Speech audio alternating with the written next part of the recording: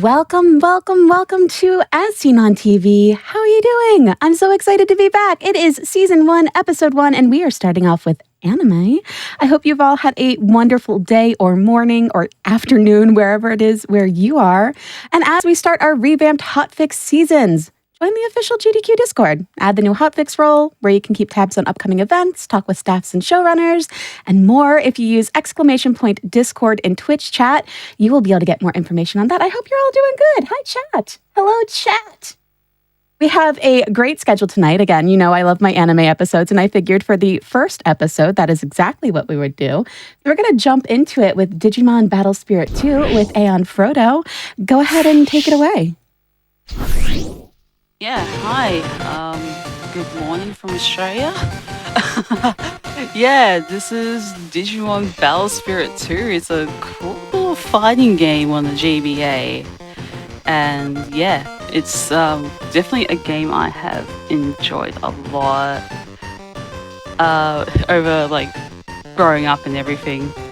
So this is the show. So this is the Digimon series where the kids turn into Digimon.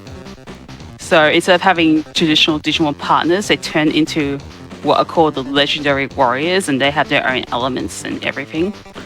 So yeah, that's Digimon Battle Spirit 2 in a nutshell. What this is based on, everything is exclusively based on Digimon Frontier or Season 4 of the show. Anyway, I'll get started as soon as I select my character, and it will be Kazemon or Zoe. Alright. So, 3, 2, 1, and go. Good luck. Thank you. Oh, I get Beelemon first, so this is like definitely the flashing lights stage that, yeah. So hopefully that warning is on the stream. But yeah, so Digimon Battle Spirit 2 is a fighting game, and so the reason why I have picked Kazemon is that she has a double jump as well as a dive kick that will be really useful for the final stage of this, which, yeah, or Ferrymon as it's known in Japanese, yeah. So what I'm going to try and do here is I'm going to try to get Beelemon in a cycle where he won't be able to get up and attack me. Yeah, so, and the way we have to win these stages is that we have to get more orbs than the opponent. I had to collect blue orbs, my opponent has to collect red orbs. And so for the basic mechanics as well, you see these little crystals. If I get 5 of them, I can use a super attack. My opponent can use a super attack as well. And we don't want that to happen because it actually like freezes the time. And yeah, we won't be able to like, it just slows the game down. So even though it shows like a really cool like little mini cutscene, yeah. And it looks like, yeah, he's stuck in the loop.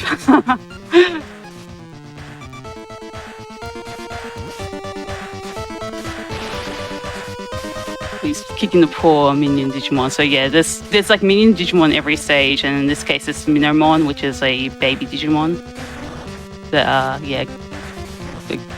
goes down from the trees and all that, or the mushrooms.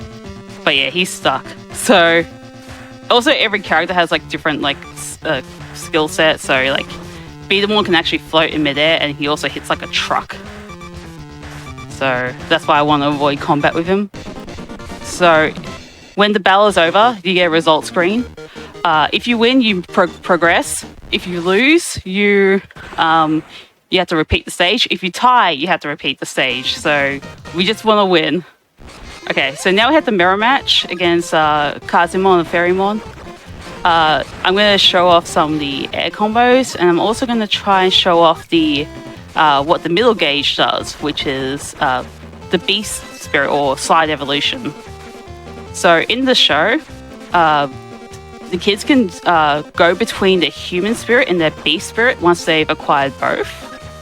So it's like within like, oh goodness, like about 15 episodes of the show, they go between like both their beast and human spirits.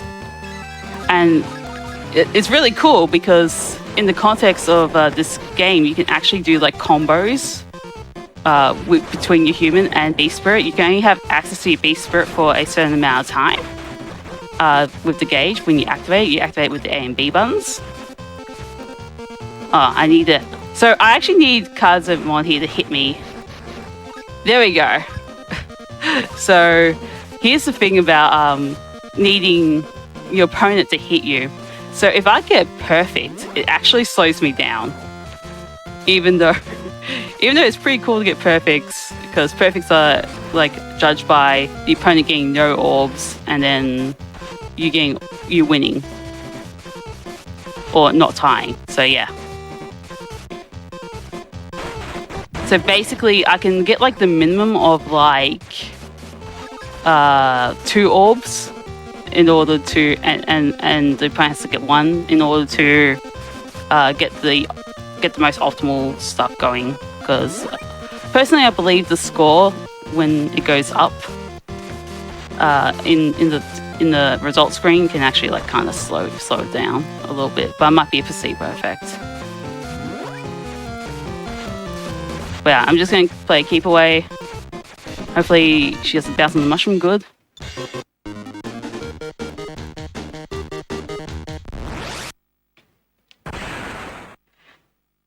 So here is why. Oh goodness, so in the corner, where my webcam would usually be, I have a image of Tomihime. Oh my goodness. Who is the human that controls Kumamon here.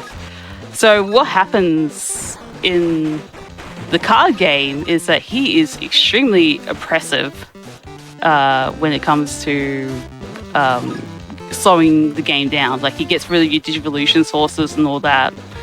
And he was such a menace in the card game that they had to restrict him to 1 because he slowed the game down so much to a crawl that, the people who made the game were like, okay, we gotta do something about this. So yeah, he was like the first tamer restricted to 1. Because the game speed has picked up to quite, like, it's now really fast.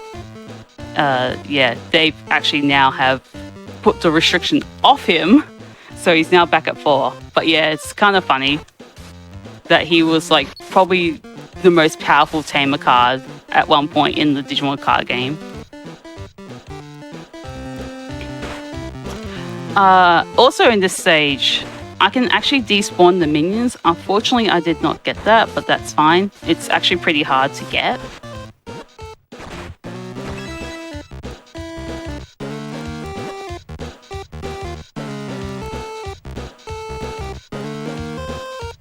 I'm down there just throwing stuff.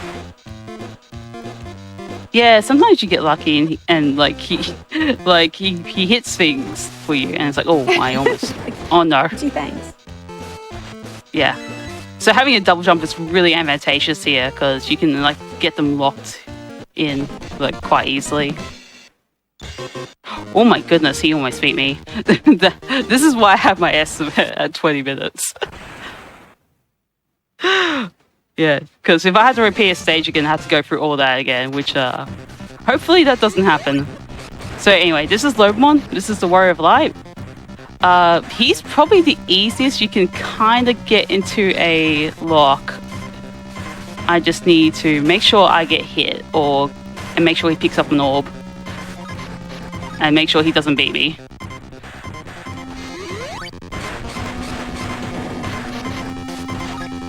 Oh yeah, so the flashing orbs are worth 2, by the way. And the orbs with the gold around them are worth 3. Anyway, he won't be able to get up, so... He's stuck. Yeah.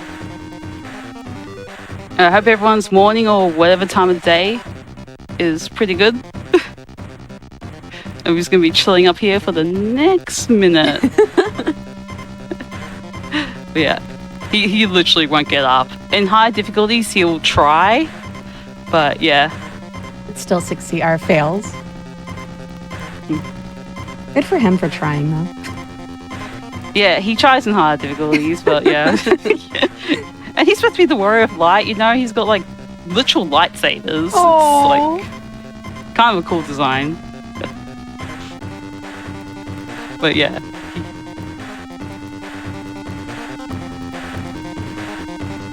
I don't know what he's doing in the corner right now. He's not even trying.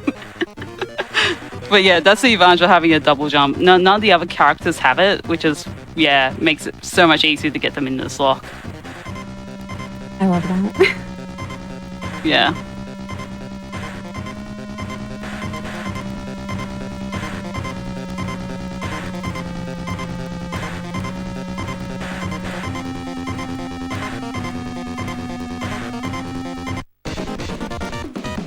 Alright, hopefully he doesn't beat me. Good. Okay.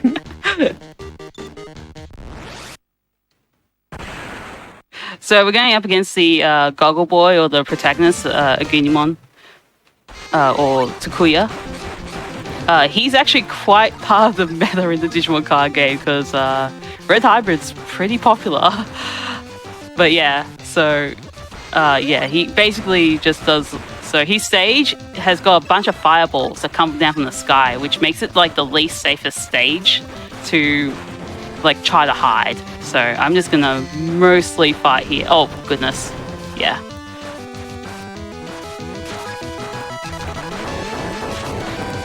But yeah, Digimon has a tradition of the Goggle Boy, or the Goggle Boy being the protagonist. There's only been 2 protagonists that have not had goggles, which is Hero from Ghost Game, and that's like the latest season of Digimon. That's only out in Japan so far. Apparently they've been working on a dub, but I'm not sure how the progress on that has been. So yeah, my crystals are filled up, but I don't want to trigger them on him. So I'm just going to go in the corner and activate them. You basically press A, B, and up to activate your super attack though. But it's so I don't accidentally activate it on him. And I'm going to make sure he grabs an orb so I don't get a perfect, because perfects slow you down.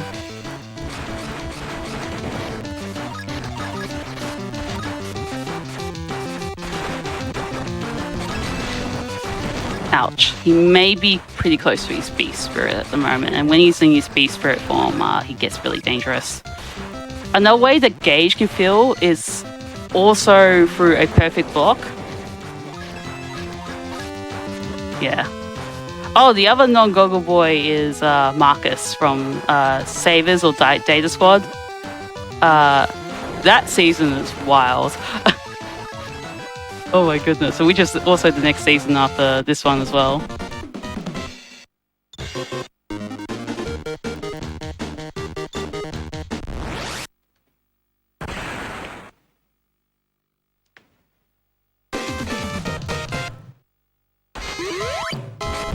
So this is Lewimon. He comes later in the season. I guess there's a bunch of spoilers associated around him if you haven't watched Frontier. But yeah. So he's the Warrior of Darkness. And yeah. He kind of hits like a truck. I'm also trying to make sure that he does hit me. But yeah. So that... those stars above my head basically means I'm confused, and that means my controls are reversed, my left and right. So I just don't move and keep on blocking. If I block for too long, by the way, you actually get like stunned. And that's really bad if you get like stunned, because that means you're like trapped in one spot and you're completely defenseless.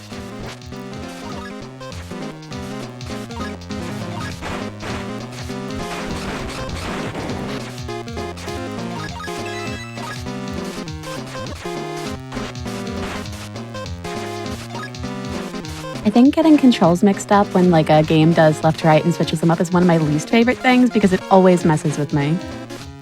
Oh yeah, absolutely. It's very good as a mechanic, but God. Yeah. That's why it really messes up people. Yeah. Yeah, Kazumon has an attack that like that too. That's her dash attack. I probably can't say the name of the attack on stream though, because it's a little not PG. But Oh, no.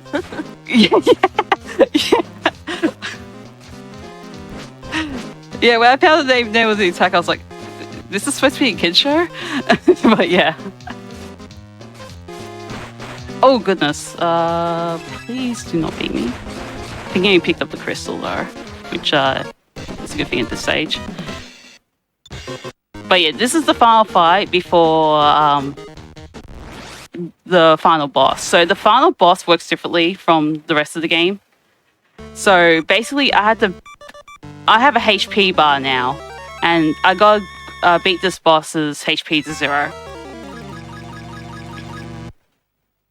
And so we gotta beat him as fast as we can. So this is where you have to really go fast. Oh wow! So he teleports all over the stage, and that's like perfect RNG. Wow! And this is why Kazumon's really good. You can keep on doing this air kick on him, and time should be really soon, provided I can find him. Yeah, bad RNG there. He teleported way far away. He knows he's dead. Anyway. We have to wait a little bit, and yeah, you just beat him in one go, because yeah, his HP is pretty low. Time. Yeah, what? But yeah,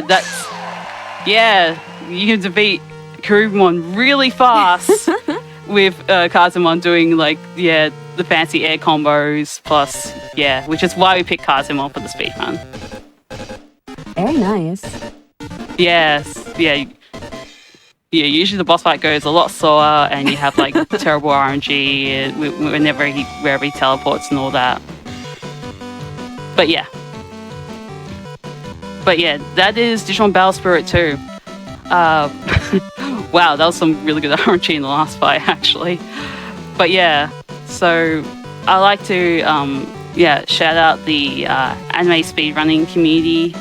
There's a massive Discord where they have pretty much every anime covered, or everything that has been based on an anime.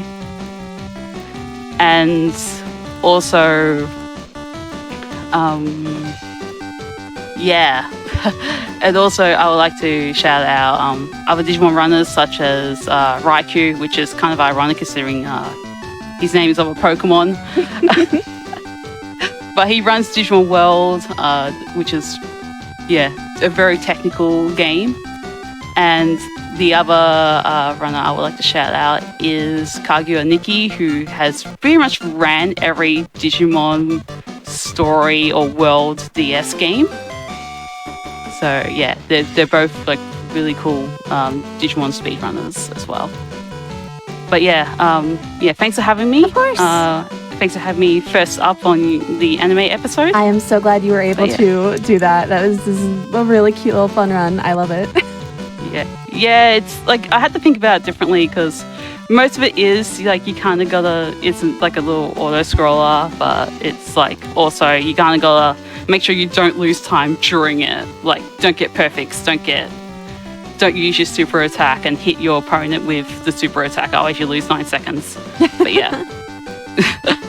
Yeah. It's all these minor things that I've done this, and then the final stage is just beat the final boss as fast as you can. I love that so much. Thank you again. I really, really appreciate you being able to join. Yeah, thank you so much. Of course. Chat, we're going to take a quick little break, but first I want to remind you of a couple of really cool events we've got coming up. GDQ Hotfix is proud to present its first Asian American and Pacific Islander American Heritage Month celebration. Join us on May 18th and 19th for 2 full days of showcases, speedruns, and celebrating AAPI heritage. Use !AAPI in chat for more information. Stretch, get up, walk around, grab a snack. We'll be back in just a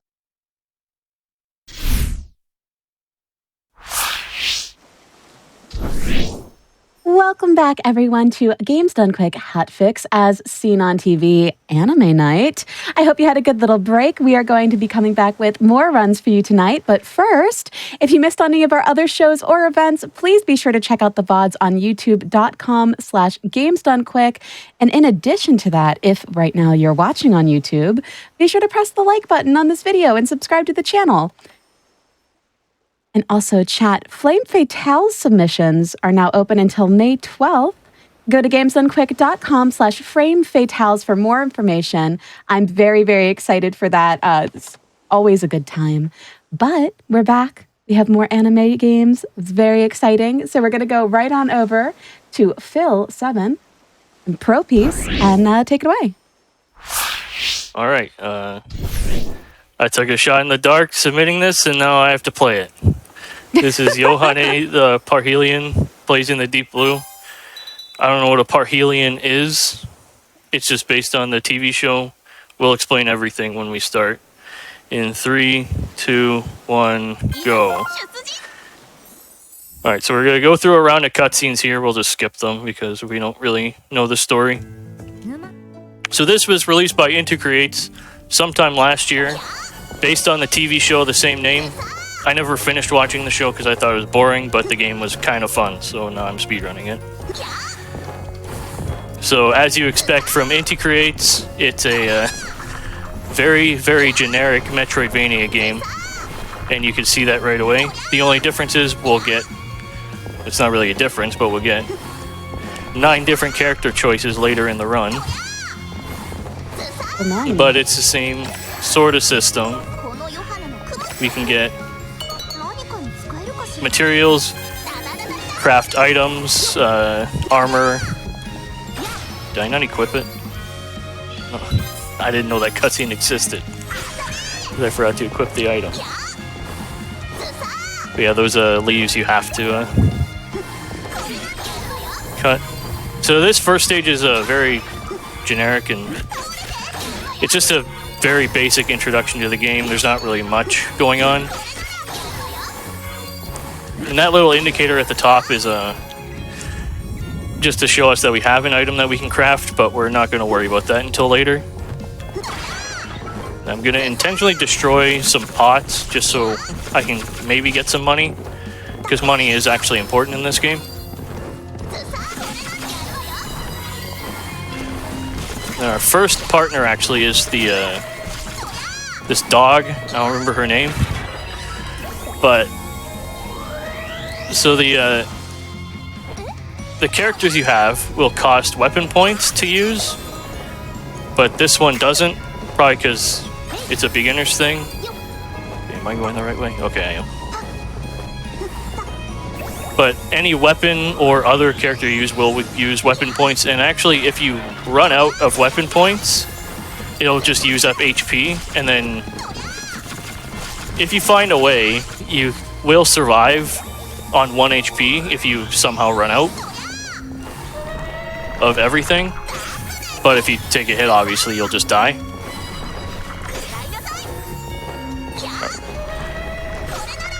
Whoops. Alright. So this, almost every area we'll be in, we'll see this like random stage thing. It is truly random in that which stage you get, or which part of the stage and how many it takes. So that one took about like maybe 6. I wasn't really counting, but that's pretty bad because they can take between like 2 and like 9 or something. Alright, but now we're on to the first boss. Then those saves are really important because if you die, it'll take you all the way back. Whoops. Alright.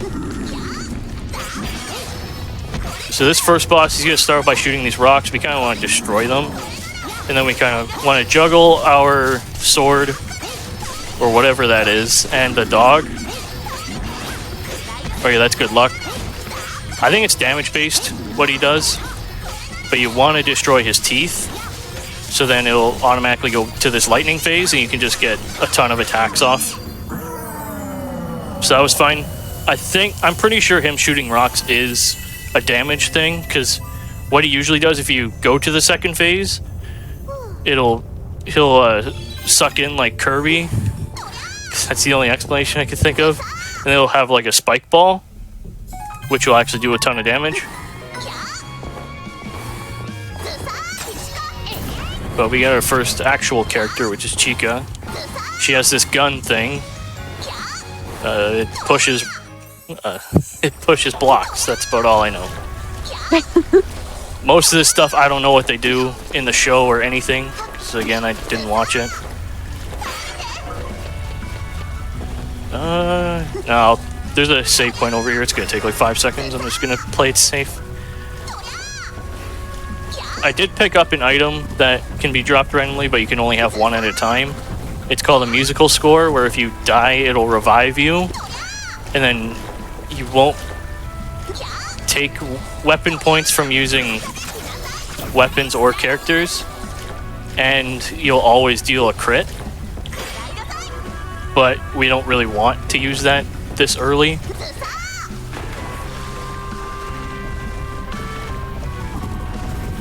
So that's why I'm playing it safe with the health, just in case. So this grotto, we're just using as we're parlaying into a different area, because this will be the main hub, and then this save we just got will lead us to 2 different areas, but we don't have an item to do that yet. Actually, both items we do not have. Just give me a big stomper thing. I'm just gonna wait for him to do that again.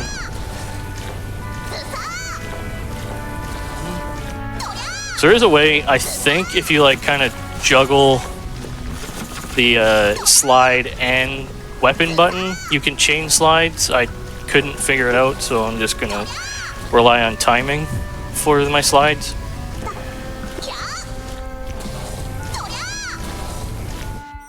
Alright, now we are in the ruins. Whoop, I wanted to jump over him, but I guess that's not happening.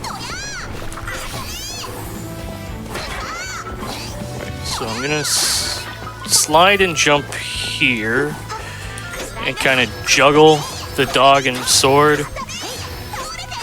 I don't know if it was an update recently, but this goes a lot slower, so I kind of just have to time it.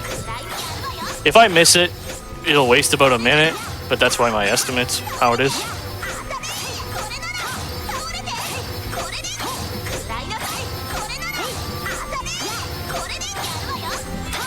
I don't know if I'm gonna get this. Okay, never mind. Alright, so this is a Sea Deity's Charm. We get that early just so we don't have to go all the way around to grab it.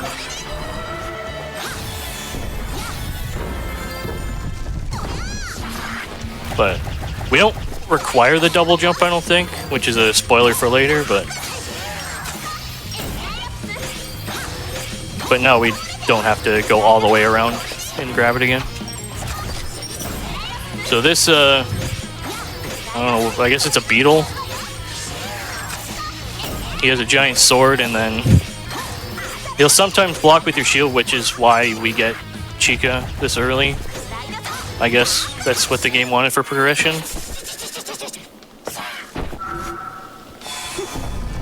No, I wasted a lot of weapon points on that one trick, so I'm gonna... There's a save point over here, so I'm just gonna play it safe.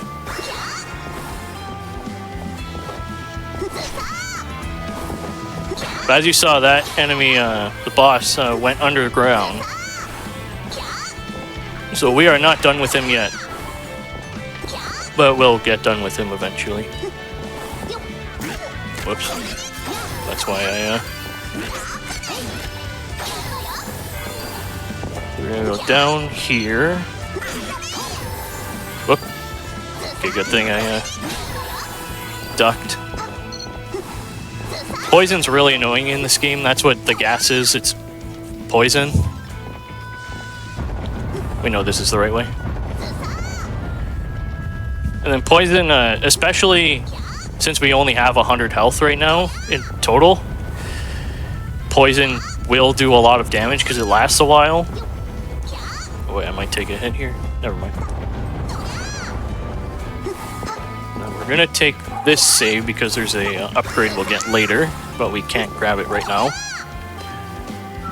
And then we are on to the second phase of the boss, which is the exact same fight, just in a different room.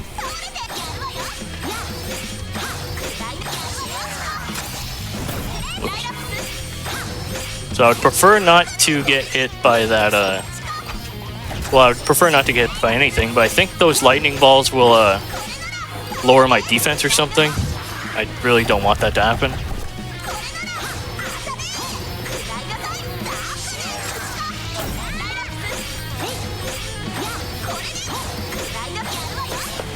This was a very bad fight. I think I had the opportunity to skip this, but I messed it up.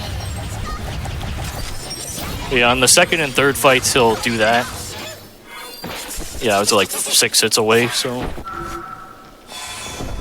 Bad management on my part, but we got it done.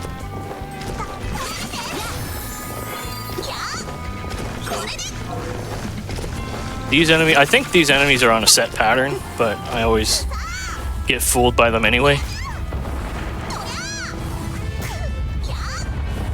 And this is a section where the chain sliding is really important, because I think you can just take one hit and like slide through everything. But since I don't know how to do that, we're gonna have to take like 5 hits. No, I don't think there's a save up there to the left, which is the save I would get if I missed the Sea Deity's charm. But I think my health is fine enough. And I have the musical score if it really gets that bad. So again, we have a one of these weird rooms.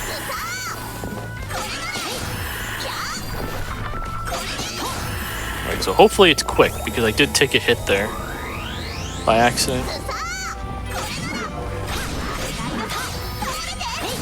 Alright, that's actually very good. We got a Great Axe Fragment, which is something we need for a weapon later.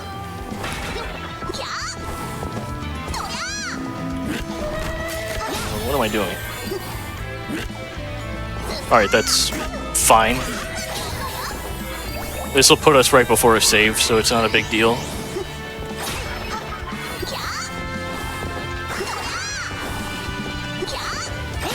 And I'd like to...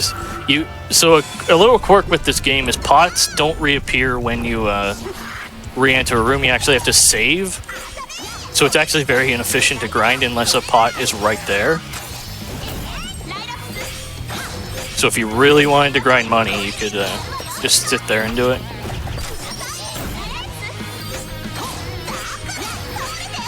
So the third fight, the same thing.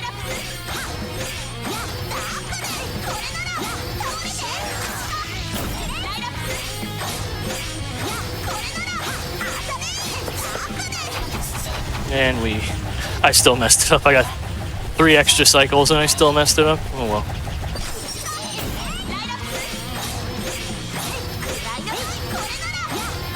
And never mind, he took like... Yeah, that was like 14 extra hits, so I didn't actually mess anything up. You love to see it.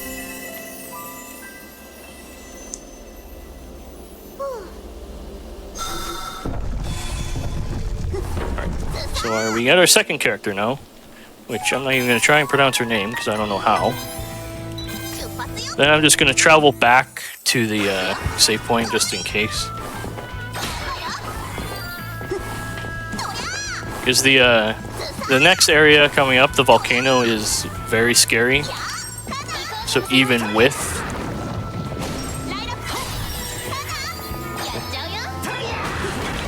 Even with the musical score, it's kind of scary, so I'm just gonna play it as safe as possible. I got some bad damage rolls there, but he didn't shoot, so we're good.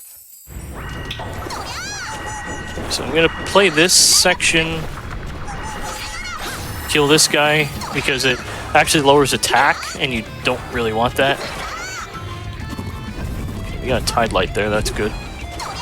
We need 5 of those, and we need 3 Great Axe Fragments for a Buster Sword, which we'll get in the area actually after. We're not going to complete this area, so there's 2 more areas technically.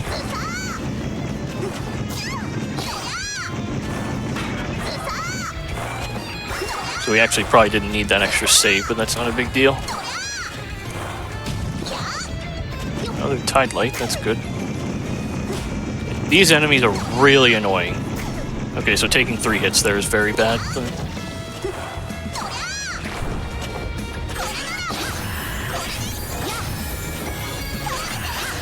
Okay, that's good. Okay, that's bad.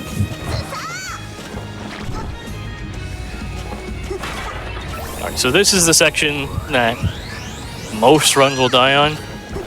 So I'm gonna, even though I have the musical score, I want it to last as long as possible, if I can. Because we don't know how long this teleporter section is gonna last. Okay, I'm gonna wait for him to do that. Okay, I missed 3 attacks. So. Just gonna wait. They only did 14 damage, so I need 3 hits anyway. There's not much going on in these sections because they're just the same rooms pretty much every time. Okay, well. Let's see. Okay, I killed him, but oh well. Well, we get to see the cutscene of the musical score activating.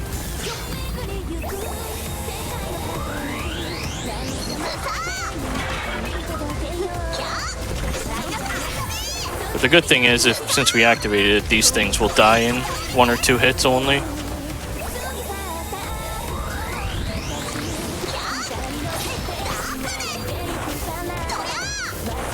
Also, this is very bad luck. I just want to put that out there. Oh. Well, it might be like average, but in terms of like the speed run, then if it lasted about 3, I wouldn't have had to use this. Okay, now it's over. Of course, like the 1 room after. Oh well. I probably don't need to do this, but save just in case. The only time waste is we have to wait for this to go back up. Oops. Alright. So those big claw enemies, I don't know what they're called, but they're really annoying.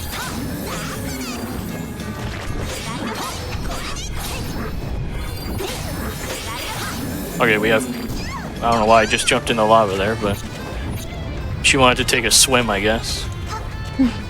But we got a Great Axe Fragment, so now we have 2, so luckily we only have to grind 1 when we get there. These I'm just gonna kill just in case. Because they also drop money, because everything like healing wise we have to buy in the shop, so we really need money in this game.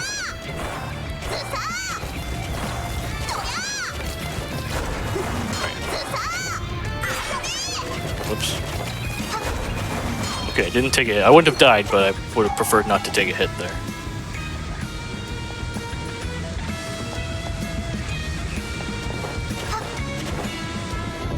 What is that noise? Alright, so now we are done the volcano for now with the double jump. So now we have both items. We can go to the grotto and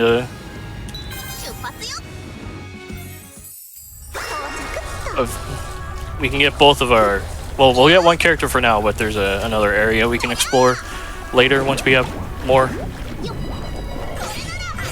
Oh boy, that was a bad damage roll. Alright, so now because of the sea deity charm, we can go underwater.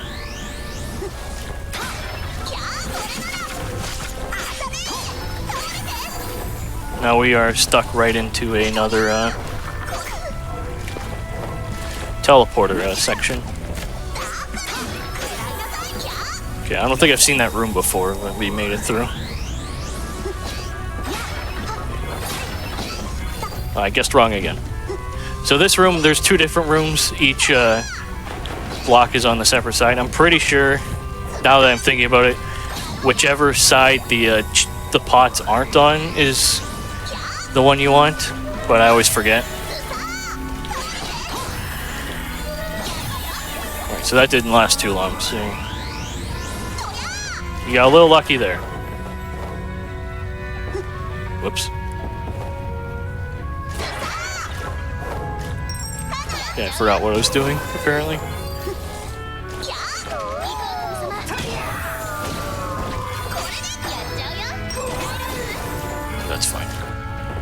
So this section, seems like every scary section there's a save right in front of it. This section isn't terribly scary, but it's a more of a just in case I really mess up.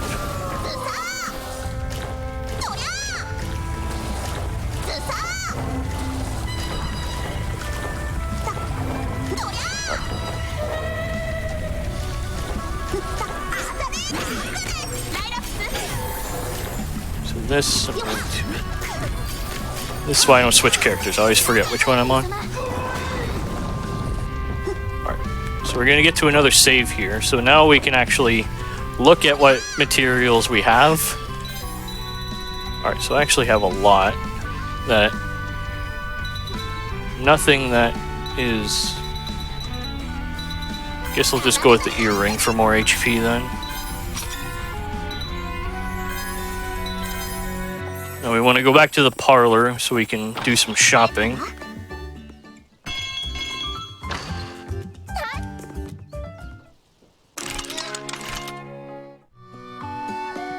We're going to get 2 offensive talisman,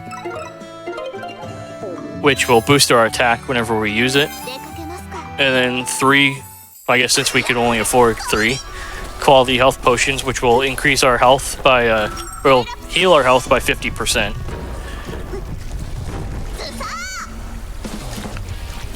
Alright, so I don't know the names of these bosses, but it'll start doing this thing. I don't know what that is. This is very bad.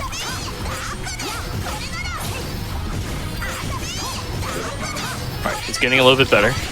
So we just want to jump up and juggle pretty much. Wow, I don't know how we dodged that. I guess if you go like way above it, his slash isn't gonna hit. Ow. Okay. I'm not gonna jinx it, but this is his final phase, so. Ow. Ouch.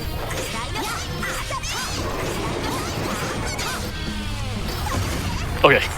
I paused because I didn't know what the explosion, the bombs were gonna do. But I didn't die. You're about to hear. I forgot to skip the cutscene. Alright. So now we get Daya. Her ability is...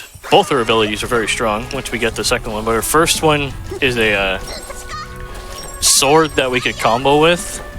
So if we hit R2 3 times, it'll slash 3 times.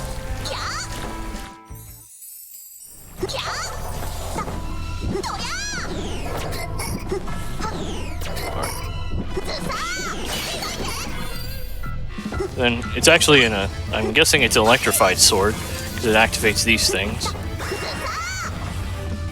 So it'll stop gameplay if you turn on the lights, so I just save because I don't have that room memorized, so I'm just not gonna jinx it, or chance it, I mean. This guy, we don't have any, they'll freeze you for like 5 seconds, so I'm just gonna wait and kill him, which probably wastes even more time, but oh well. So this I'm gonna play it a bit safe. I want him to throw up. You can go up or down.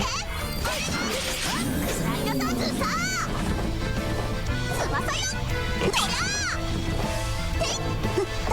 Then I'm gonna wait for this one. It does a lot of damage. I think it lowers your attack or defense or something if you get hit by the ball. Then we get an additional armor slot. So once we get there, we can equip a second armor piece.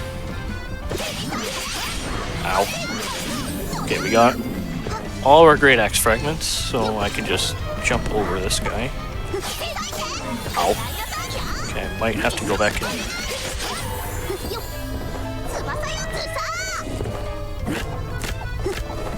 Just don't take another hit, that would be preferable.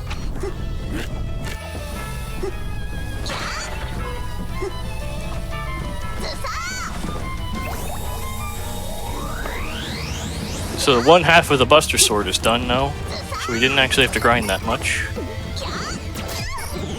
Of course we get this room, which I do not like because it's in the dark, and these enemies are really dumb. Okay, I forgot they could shoot through walls, so I got really nervous there.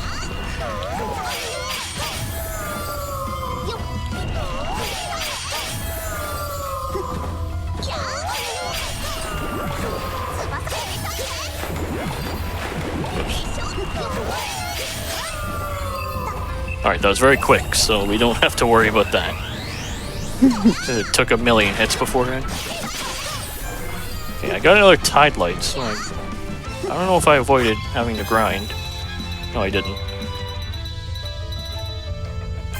So we'll just get the fluffy coat, and I guess we'll just stick with that for now. Whoops, wrong. Wait. I guess the gold ring would be a little bit better. Not much health-wise, but...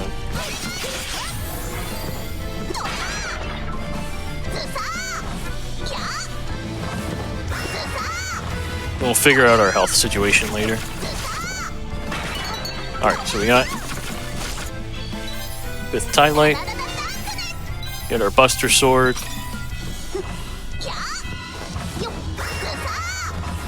So the Buster Sword is a heavy weapon that'll do a giant swing. I don't really know how to describe it. Well, we'll see it in a couple seconds. Alright, so we got a pair of gloves so we can climb ledges like that and climb on walls.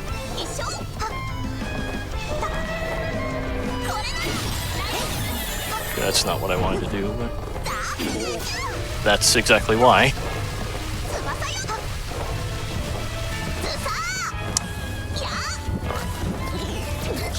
I think, yeah, we can avoid this one. That's not good.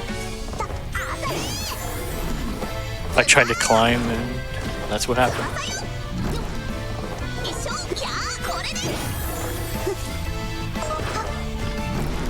So the biggest thing with the broadsword is it does 100 damage max.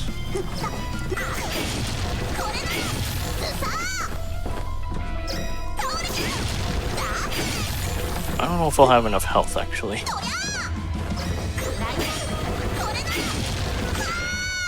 That is awful. I missed it by like 2 pixels.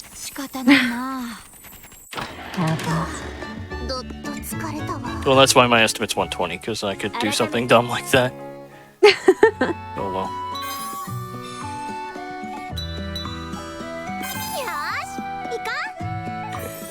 Good thing I saved after getting the Buster Sword, though, so I don't really actually have to do anything extra.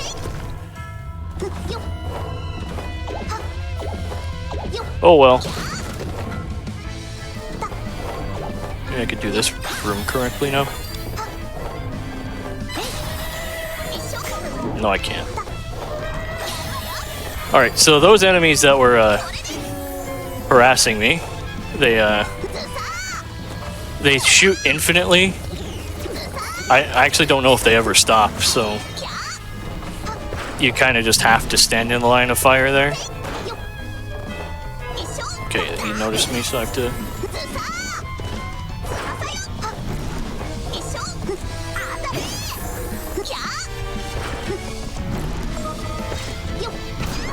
Okay, good. My defense returned to normal right as I took that hit.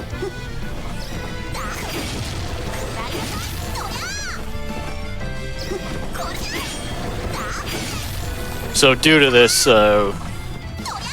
if we want to speedrun, we kind of have to damage boost through them.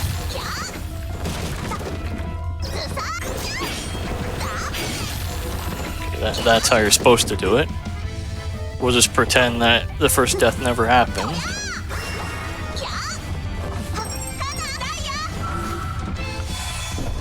Now we get to use Dia on a boss. So for this first section, I'm gonna take another hit, yeah.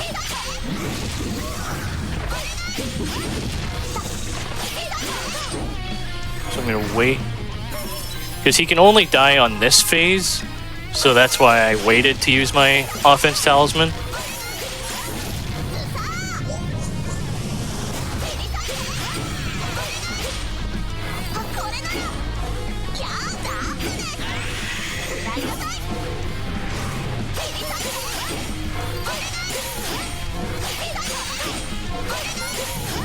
Okay, you can kill him on that phase if you're really lucky with your damage rolls. But his health is really low, so now we can just finish him off.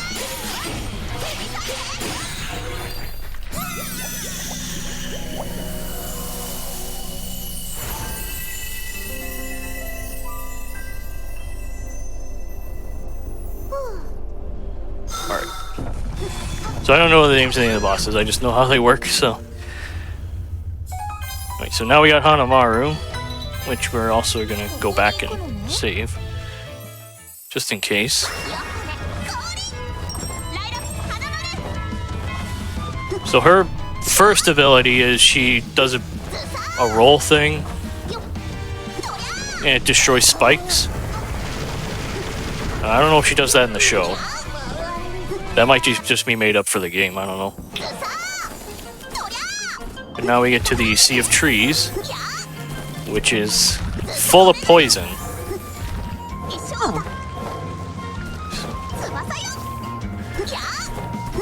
That's what we're gonna prepare for. I didn't know you could do that with the... There's some new tech discovered live, I guess. But we're not going to do Sea of Trees fully first. We're just going to go through and get to a certain point. Ow. Okay, now we can see poison, but... My health isn't, like, in an awful situation now, so... It's not a big deal. So we're going to save. First, we actually have to go back to the parlor, because there's a weird quirk where... If you want to get a character's upgrades, you have to go kind of unlock them fully in the parlor, or else their item will still be locked if you go there without doing that.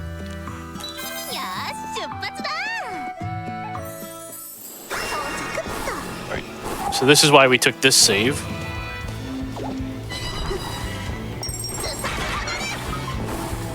It's going to be a big thing of spikes that we can just use her to avoid. Most of them, because I couldn't keep up. Then we grab a laptop, which is her second ability, which... The joke is she's not good with technology in the normal show.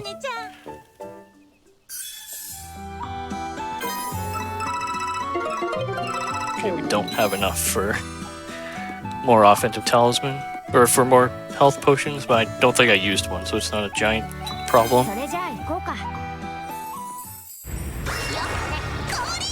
So, damage-wise, this is the strongest attack in the game. It'll do like 600 to like 1300 if you have the offensive talisman equipped. But now that we have that plus some upgrades, we can finally finish Volcano. And we actually require to do this to finish Sea of Trees, so it kind of just works out like that.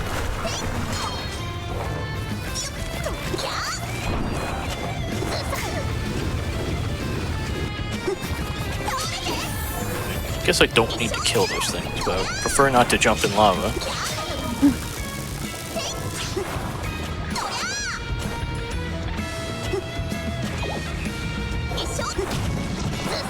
So we're gonna save. So I was first playing this game, I thought this was the, it might be, but I thought this was the intended route.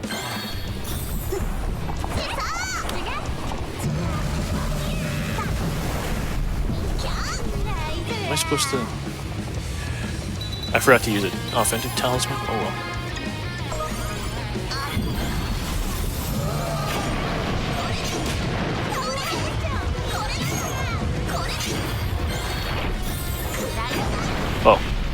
Okay, well that's fine.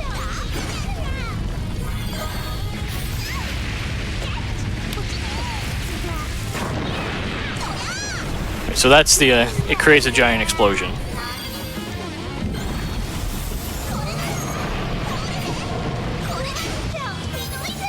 We actually need to heal here, because I'm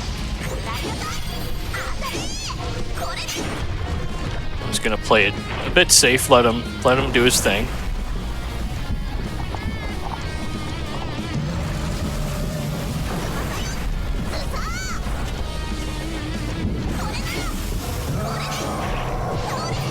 Alright.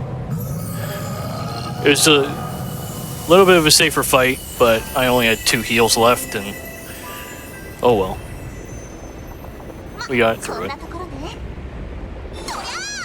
But what I wanted to do is, that first one I spawned, I'm pretty sure still does damage on the normal fight.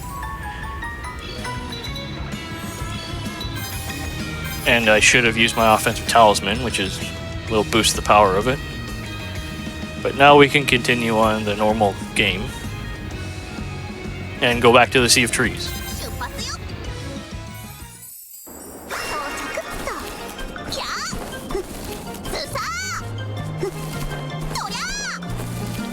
Am I going the right way? I have a map up just in case I forget everything.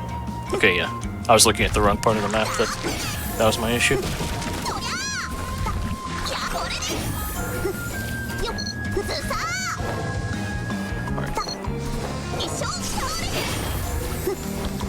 So those things, those umbrella things spitting poison. Wrong one. They'll poison you instead of freeze you. I don't really want that.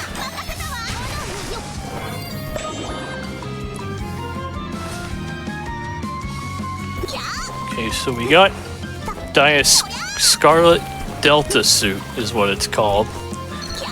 And then her ability will... Her secondary attack will give you... Well, I'm trying to explain it the best I can. It'll shoot... will fire a motorcycle, her on a motorcycle, and deal a ton of damage. But it's significantly less damage than the laptop, but it's a lot faster.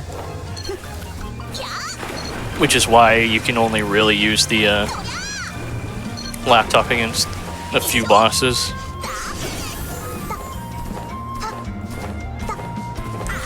Alright, so this boss is... Or not boss, that enemy is really annoying. Because that's the 3rd iteration of that enemy. And each of them, their attack range gets a lot longer, and his is very large. I'm gonna kill that thing, because they'll shoot ice things at you, which will freeze me. That's another room I actually haven't seen before.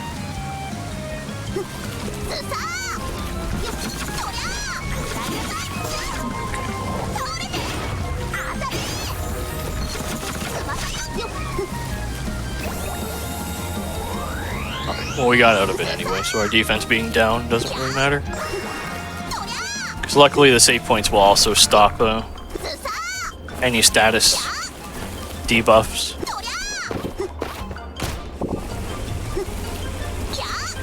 More poison that we can just get out of the way. Okay, so this guy we gotta avoid quick. Because if he stabs his spear at you, that does like 600 damage. Actually, it's more like 300, but...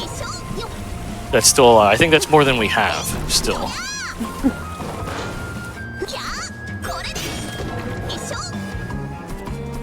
I'm just gonna... Even though we're at full health, I just want to be safe, just in case I die. Actually, I forgot to go back and actually get it, so good thing I did that.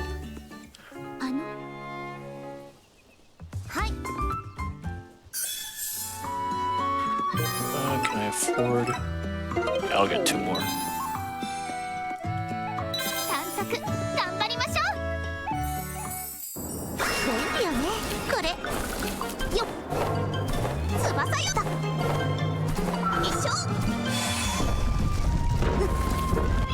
Whoop. Alright. So this boss, he's gonna start firing on the ground immediately and like causing explosions.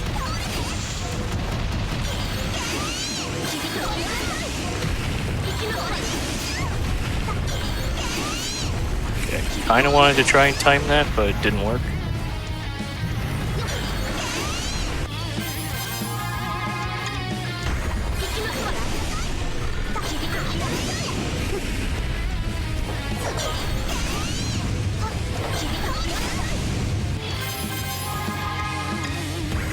He's gonna come back down, so I'm just gonna wait.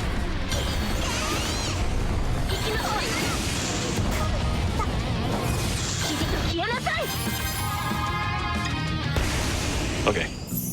I didn't need that last heal, but just in case. That boss is actually very scary because of how much damage it deals. And we're in that medium point where we still have some bad upgrades, so our health isn't the highest.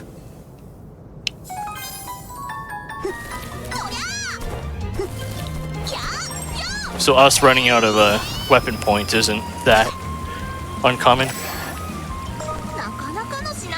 You get the bright red cloth there, which is actually going to give us something called the motivational headband. Health band would also, I guess, work in this context.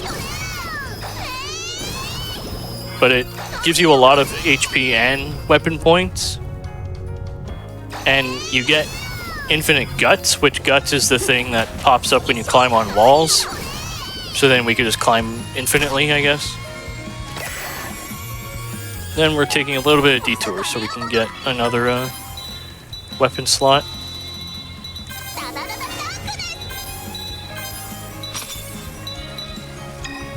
Is there anything else I want? I guess I'll get the diamond ring now while it's here. I hope it didn't use anything important. Okay, no it didn't. Oh, I didn't need to do that. So now we go back to the grotto. And we can go to our second last area. Which will be Coral Hill when we get there, but we're not there yet. I didn't want to do that. Okay, just face plant in the wall, that's fine.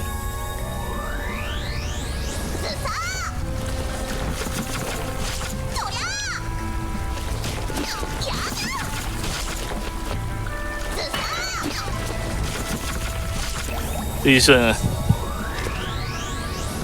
teleport section isn't awful because we can, since we're in the grotto still, it's just the same enemies we saw earlier.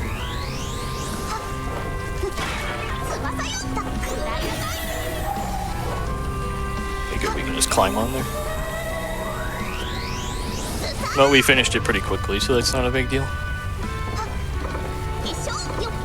Okay, so normally we're supposed to activate this with Dia's sword, but we can just, with a well-timed jump, we can just skip it. I always forget to do this.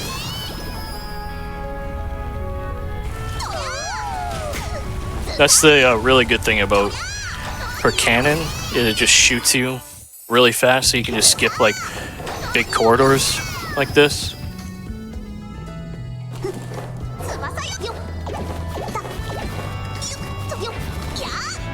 And we're actually gonna, so this is the only area in the game where we don't have a teleporter section because we can actually skip past it.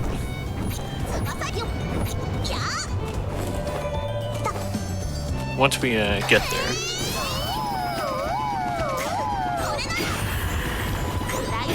Okay, I don't know if that was actually faster. It probably was. So we're gonna go up here and we're gonna try and line up, not swing our sword. Great, we're gonna do that. And then we just... Ow. So since we did that, we actually can just go through the rest of the stage and skip the teleporter section, so we don't actually have to do that.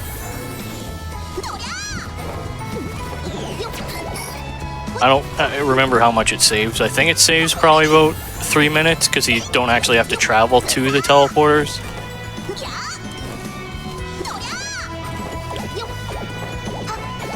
And then we could just go right to the boss.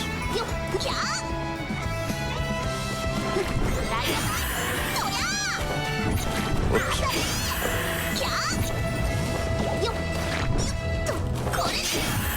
So there's not really much new other than that. It's the those things. Okay. Don't get poisoned. So this section, you can get tricked by it easily because if you use your cannon to try and skip it, you'll actually go all the way to the other end, and so you'll have to jump over another one of those things. But we're already near the boss.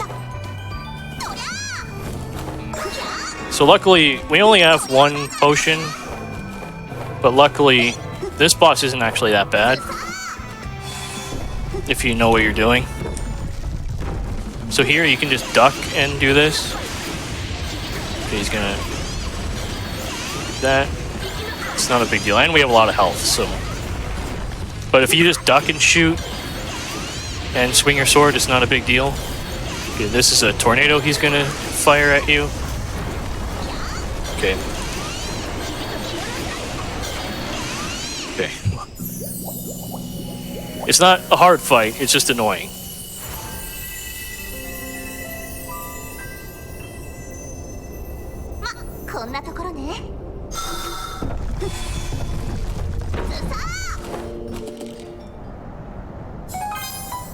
Alright, so now we got Ruby. I don't know what her gimmick is. And we don't actually see her in the game at all. Or her, we don't use her at all, I mean. But now we're into the Crystalline Grotto, which is the final stage. This we're going to do a small hop, and that top one won't hit us. If we do it too big of a jump there, he'll actually fall right on top of us, and we'll have to do the cannon again.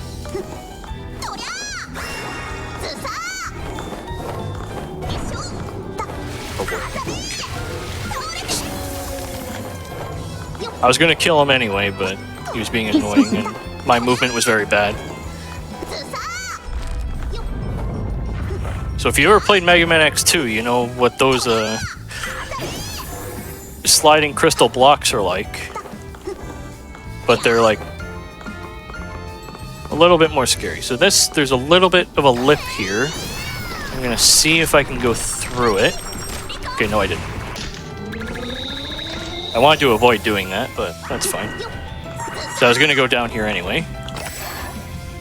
And grab the Ripple Shell, which is one half of a very strong item we're going to get. Hopefully get. Later. Ow. Just going to double jump up here.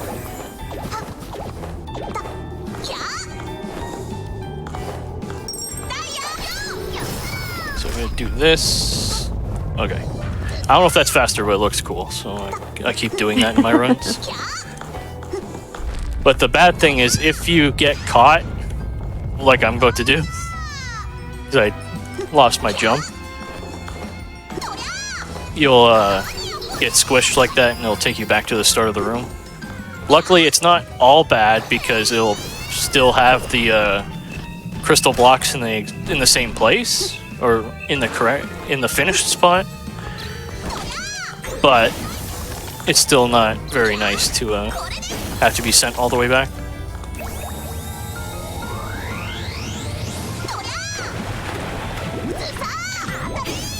I'm gonna kill these because they're really annoying. Ow.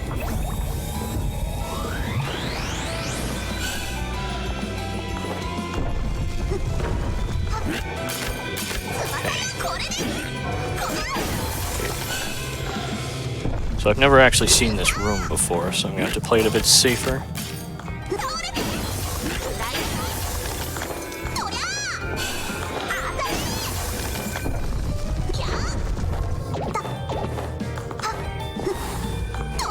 Oh, I went went the wrong way.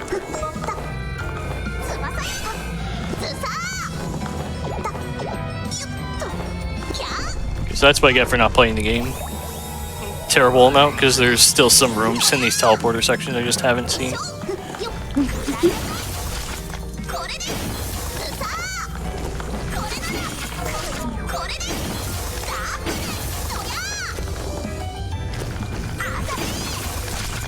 So we can play this safe because we actually got good luck despite it being a room I hadn't seen before.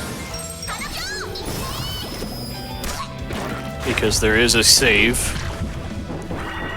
right here.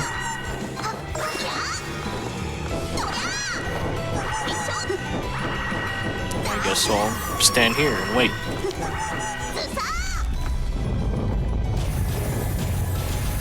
Okay, there. They either give money or Emperor's Crowns. I wanted money. I didn't really get that much money, so that's what we're sticking with.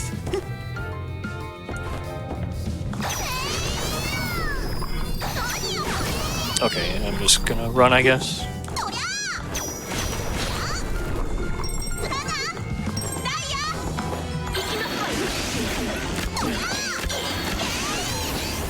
There's gonna be a save right before the boss, so I don't mind taking damage, but since I got my attack reduced, everything's not gonna die to one hit like it usually does.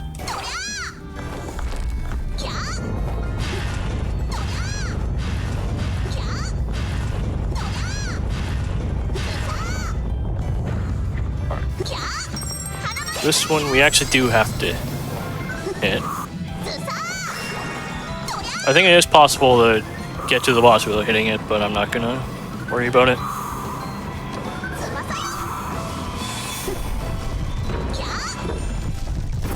Alright.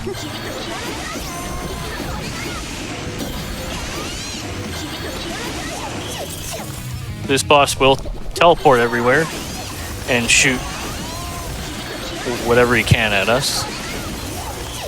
But luckily his spawns are all the same. There's no luck to this boss. It's just do it correctly, pretty much.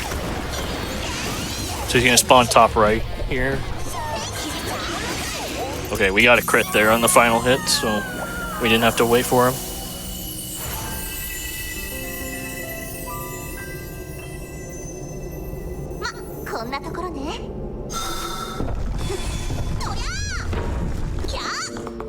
Alright, so now we got Mari, which is the final character. And we can unlock the final area, but first, I'm only on one health potion, I'm pretty sure, so I'm gonna see how much money I have first.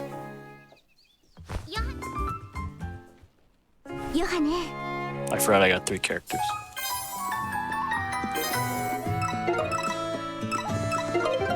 Alright, so I guess we're getting 3. So we have 4. That's not awful if I play it safe.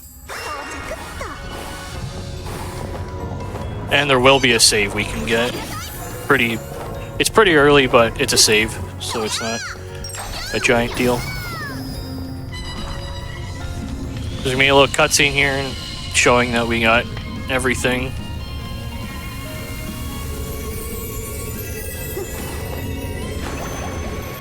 Now we are in the Infernal Altar, which is the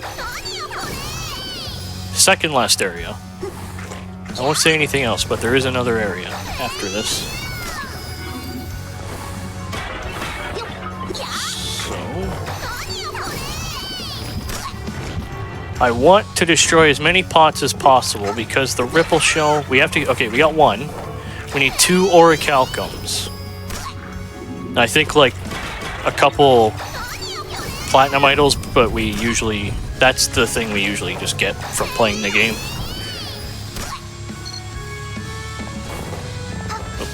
So here, if we stand up there and use our cannon, we're perfectly lined up for this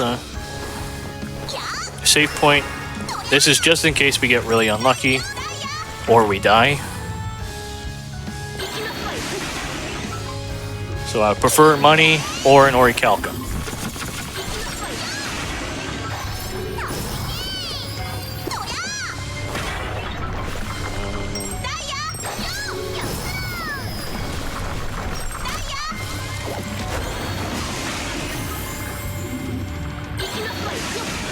Okay, we got 2. Okay, we're good. We got 3 actually. We're super good. Just for good measure, we got 3.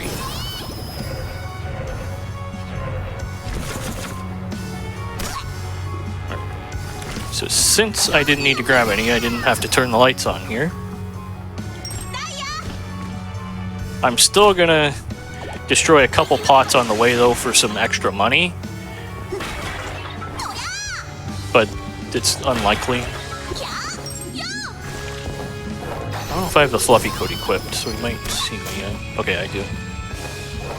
So I didn't have to worry about those ice enemies, actually, because I completely forgot. I had the fluffy coat stops you from freezing like that from those things, so...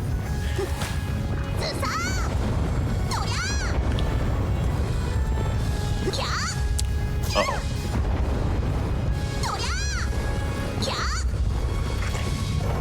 Okay, good. I only took the 1 hit. I was very nervous that I would take a second hit. So we got more crystal snail blocks.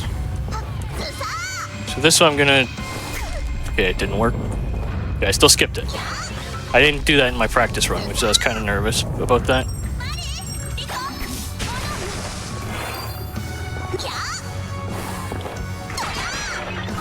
Okay, do I have... Okay, I'm gonna do that now. I'm gonna get the bell earring because it stops solitude, which is a something that'll it's that black smoke there. It'll prevent you from summoning for a while, and the bell earring will stop that for now. There's an item we can use to heal that later, so we don't actually have to worry about having it on the whole time, because health wise it's not very good.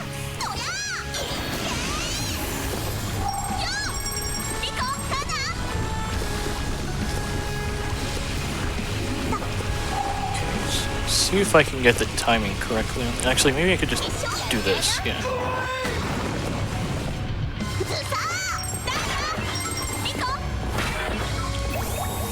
Alright, so now after all that, we still have to go through some teleporters. We can't...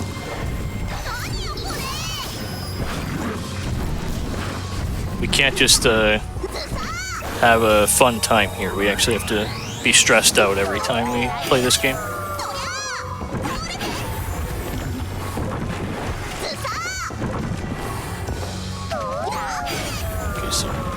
This room I've actually never seen before either. So I think that's 3 new rooms.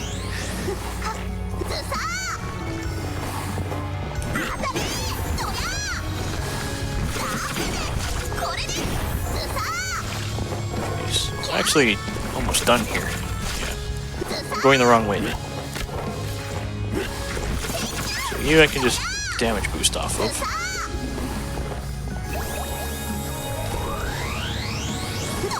So now the fun part, we're gonna grind for some health because, or for some money. So what do I have in terms of? Don't really have much. I guess I'm sticking with these 3. 400 health's not bad. What am I? I'm at 7,800. That is very bad. I wanted to get to 40,000. So the pots can drop 400, 500, or 1,000. So we want to see thousands and 500s.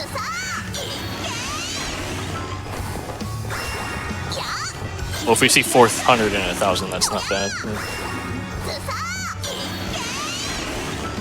It's also a nice buffer because I'm actually 3 minutes ahead of a 115, which is still underestimate, but.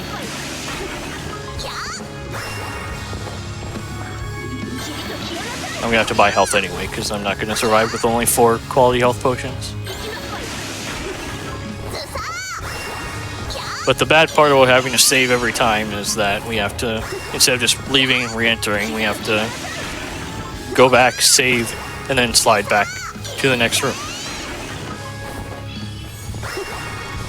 21-3. 21.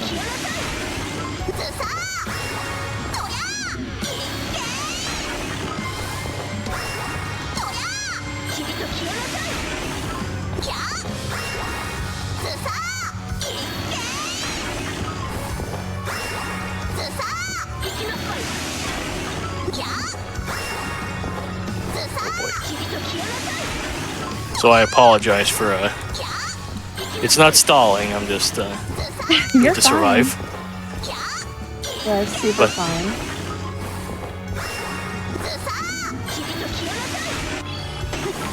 $33.9.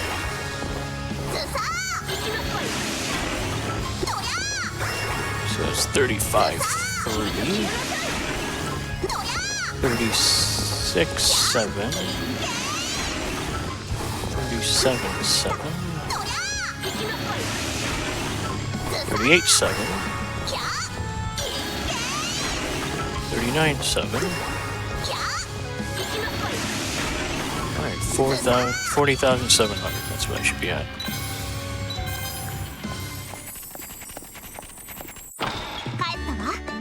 Alright, so we're gonna buy 2 EX offensive talisman. I'm gonna buy, we'll stick with 4 offensive talisman. We need Normie perfume, which I don't know why it's called that. We're gonna get about 3, because that heals solitude, so we don't have to worry about the other one. 4 more of those. Get about 6.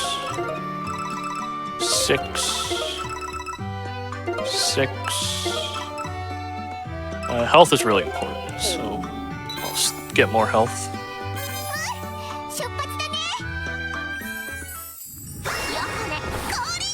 Alright. So we're going to use one of the EX health potion, or offensive talisman here.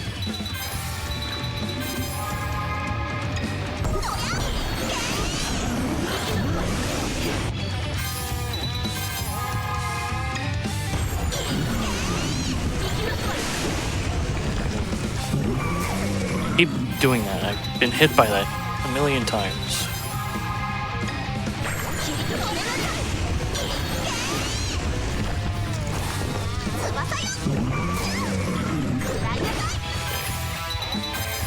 Well, that's very bad, so I'm gonna have to go back and buy like 3 more. Uh-oh. Okay, well, that was a very bad fight, but we got through with only using 2. I'm gonna go back and get more Normie perfumes, but they only cost like 300, so I should be good to, actually, there's nothing that's gonna damage me, so I'm just gonna go here first.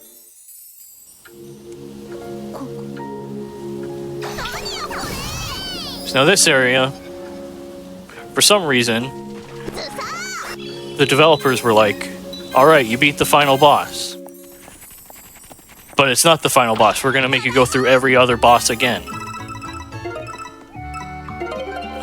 Yeah, I'll get 4 then. So now we have to go through a boss rush with the equipment we have. So I don't know what Inti Creates was thinking, to have you go with a pseudo final boss, and then they're like, let's actually make them do it twice.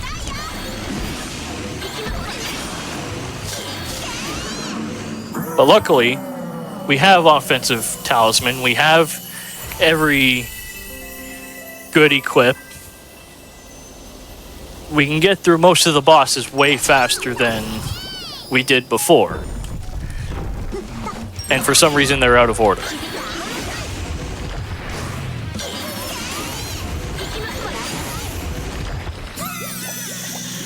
Unless this was the intended, well, it couldn't have been the intended order, because there was another boss you had to beat to get to this one.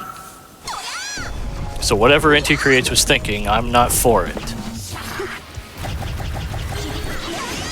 But please make more games, they're fun.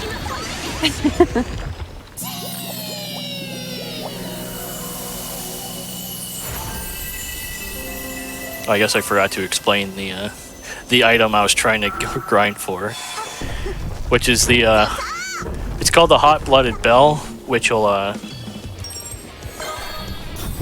it lets us deal double damage, and then but we also take double damage.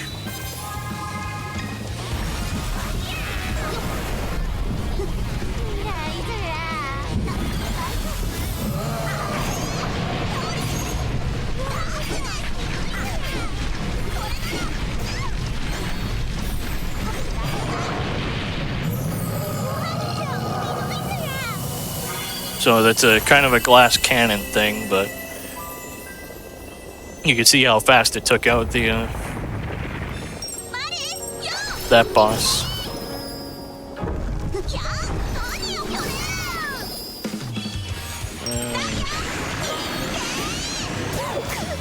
Okay, never mind. I need to heal.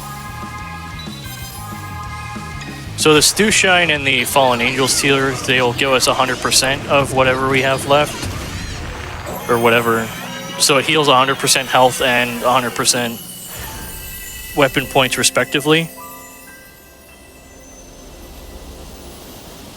So I kind of just want to save that for the final boss.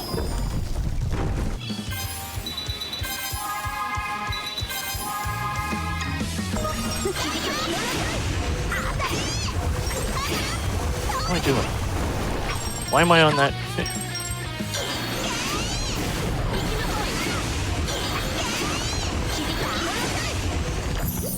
I don't know when I pressed the left trigger, but oh well.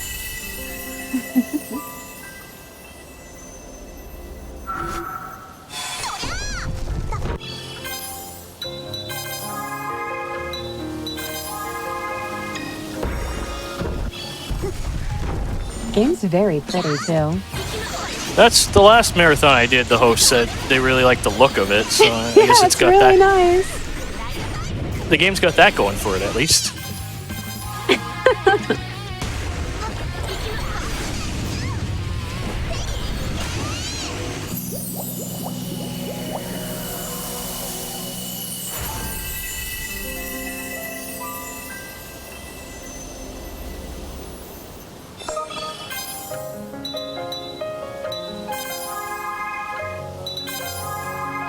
Okay, 6.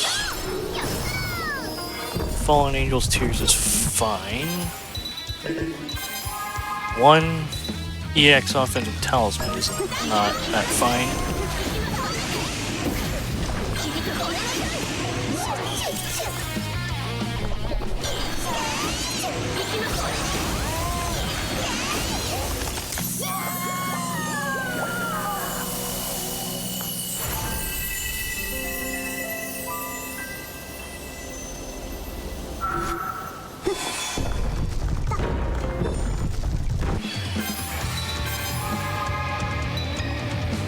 Did I not? Wait, no, they're... Wait, no. Apparently I'm just being an idiot, because I'm wondering where my normie perfume is, but I forgot it doesn't actually show on the screen until you have that against you.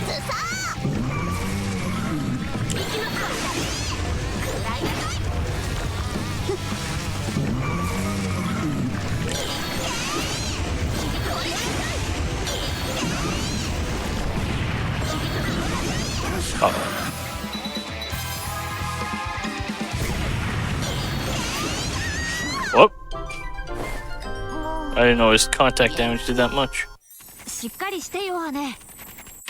Now what do I do? I guess I go back and get more money. Where am I? I'm pretty sure if you die to a boss in the boss rush, you don't actually have to fight the other bosses again. I only need about 3,000, I'm pretty sure, at most.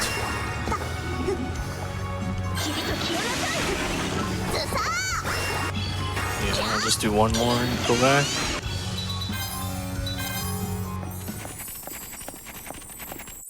Oh well. Yeah, 3 more is fine. I think that's my only save.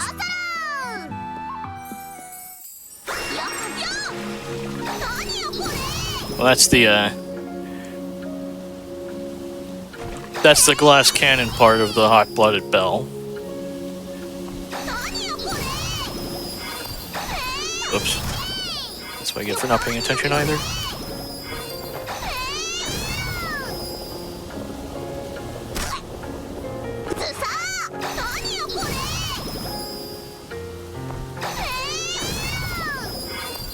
I'll just simply do better. We'll see if that strategy will work. Solid strategy.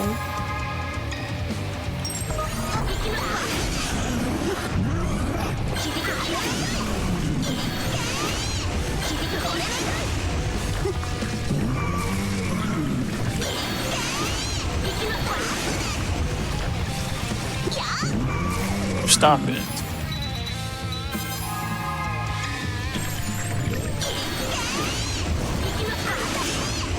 See? Just two better.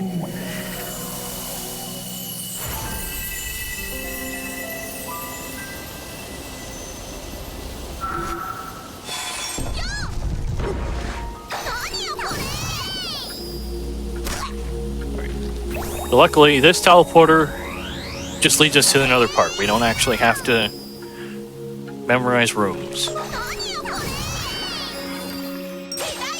Whoop, I still need the cannon.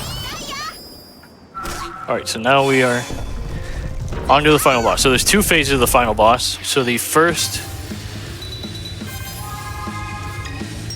phase, we're just going to use the... Okay, 1600 is good. He's going to close immediately, though. Okay, that's good. So the time's going to be on the final hit, but this... since I don't have time freeze, which I would have gotten if I had played the every character quest thing...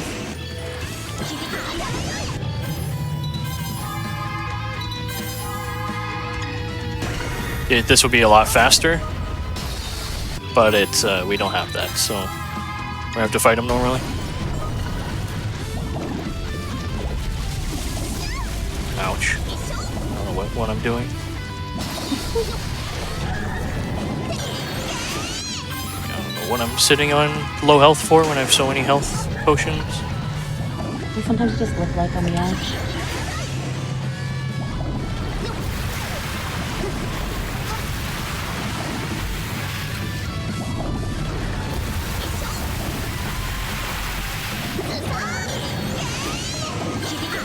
And time. Okay. I didn't die. Nice. In my practice run earlier, I died on the final boss. So. Oh. Which. happened. All right. So that was the game. This was actually slower than my all character quest PV, but oh well. Well, it's a good run, and again, the game is really pretty. I like. It's just very nice to watch. So thanks for having me again. I played the Mega Man one a couple weeks ago, and I played this. So Of course, if people wanted to watch you, where could they find you? on my stream, I think it's pinned in the chat. If it's not, then it's also in the title. But And any social media that you want to plug or anything coming up? nah. I'll give a shout out to Lando Norris for winning his first Formula One Grand Prix. He probably won't see this, but I was really excited about that. Solid shout out. Well, thank you so much for joining. I really appreciate it. No problem. All right, This Chad, was hold on. fun. We're gonna. Oh yeah, I had a good time, so I really appreciate it. Now we're going to go to a quick break. Just remember, Sonic and the Sidekicks is coming up June 1st and 2nd. Use ! Sonic to take a look at the schedule. And also, your subs, Prime Gaming subs, gift subs, and bits cheered on the GDQ Twitch channel help support Games Done Quick Hotfix, like this one. If you enjoy watching speedruns, consider subscribing to the channel. Hang tight. We will be back with you in just a little bit.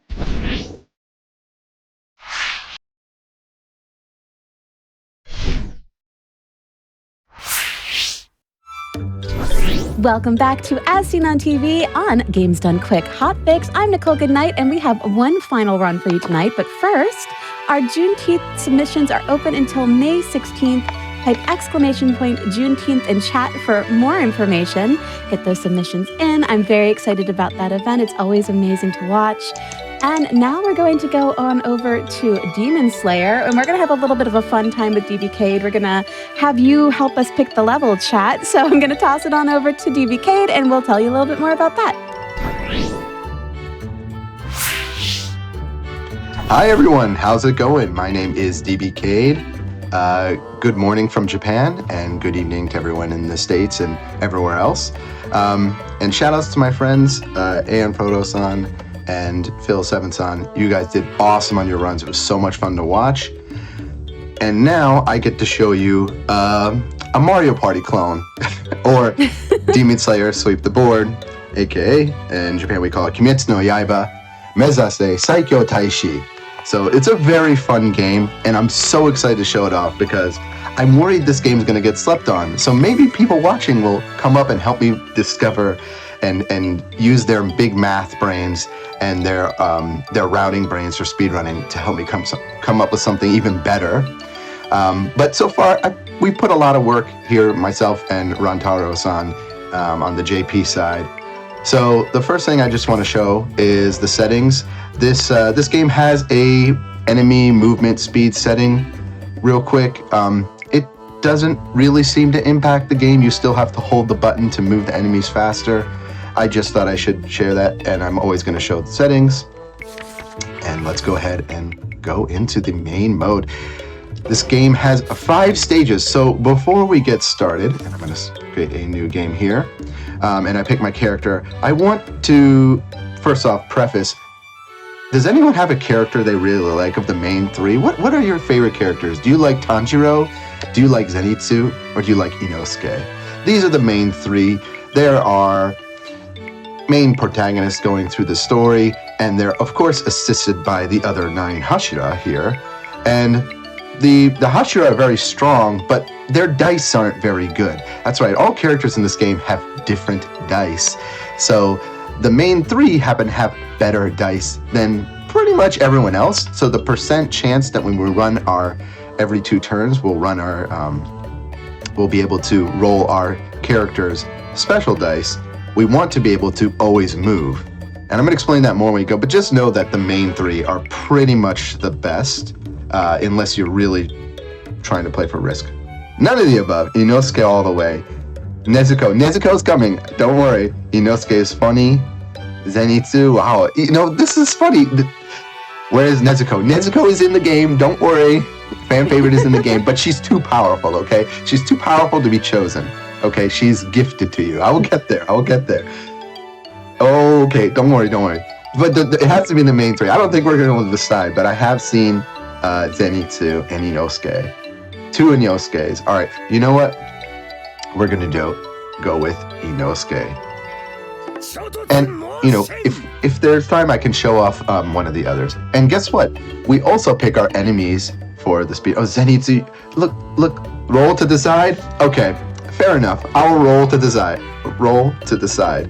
So I have a dice. Oh, by the way, that's right. If you have a die and you want to roll with me in this game, just for fun as I'm playing, go ahead and go get your die right now and come right back to this hotfix, because we want to go big on the first episode of As Seen on TV. So RNG is the name of the game in this. So go ahead and get your 6 die. Inosuke. Oh, I can't ignore chat though. Tanjiro, we got a Tanjiro. All right, I'm gonna do 1 and 4 for, I have a feeling that's gonna be Zenitsu, so I'll do 1 and 4. 4, 5. Ooh, it was indeed Inosuke. But look, the chat seems to want Inosuke this time. So we're gonna pick Shinobu here, and we're gonna pick Tengen. And we're also going to pick Obanai. And there's a reason we picked these characters. They have extremely good die, but they have a lower percent chance to roll them. And when it's their turn, I'll go into explaining. All right, now is one more time. Chat gets to decide. So what stage do you want? Now, I want to be nice to everyone because stage 1 is Asakusa. It's the opening of Demon Slayer. And there's stage 2, which is the Suzumi Mansion. You have stage 3, which is Mugen Train.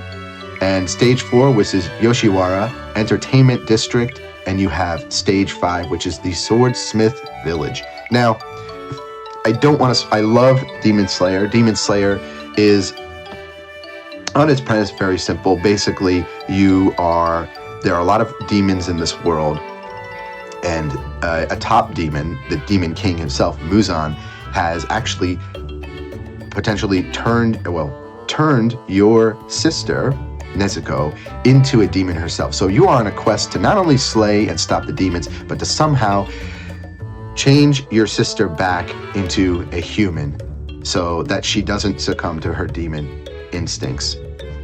And, you know, the new seasons actually come up May 12th, so I don't want to spoil too much, but they've done special movies for it that wrap up seasons, and Demon Slayer is just a beautiful show with a beautiful story. Train, we got one for Train. Train is probably the most popular one. Entertainment District, get a few more votes to go. And like I said, if we have time, I'll show up one of the others, so I'm keeping in track of what the other votes are. But throughout this series, we have to fight higher and higher ranked demons. So based on the map we pick, the demons from that arc will actually appear. So the earlier stage you pick, the earlier demons will appear. Essentially the weaker ones. But that doesn't mean that any of the stages aren't hard. They're all difficult. Train, Entertainment, Train. Okay, I think we have a decision. I figured that Mugen Train was going to be the pick here. It's very popular. Make sure. Okay. Yes. All right, let's do Mugen Train here. All right, and we are going to set the stage to 5 turns. Believe it or not, 5 turns is a long time in this game. And we're turning off stamps. So Hanko is just like seals or stamps in this game. We have the handicap off because you can just give yourself free wins. And I've done something special here. I've actually turned off special stages. And we're going to be playing on normal mode, I believe. So, please, good RNG. All right, on the count of 3, 2, 1, go. Good luck. All right. Thank you for the good luck. So, we want to roll a little bit earlier. We don't necessarily want to sandbag on the last turn, but in Mugen Train, going last is really good, actually, because this stage gimmick is actually hopping on the train to go to the northern area. It's because in the anime, you actually are riding on the train, and later you get off. So we're going to skip the stage explanation. Don't worry, I'll explain as we go. So the first thing that happens is this crow is going to pick a space where the first goal appears. And we want to try and get to that goal relatively quickly. It's on a good spot. It's on the top line, so it's going to take about 2 to 3 turns to get there, which means we're actually going to have some mini games this time. We are going second to last. Not great.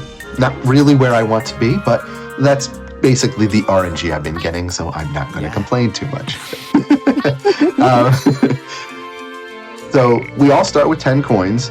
Coins in this game are important for buying items and also breaking ties. So the main thing we were trying to get in this game is demon points. So we get those by getting to the first day goal, which will give us 20 points.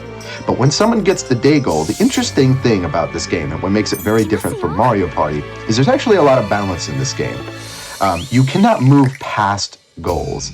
So when you reach a goal, you actually will stop there. And what it does is it lets everyone else catch up and sometimes go past you. And it switches to a night stage. So the night stage is when all the demons come out, and they're a lot stronger, and the spaces get a lot more deadly, but you have more chances to gain additional points, actual demon points, that will give you victory.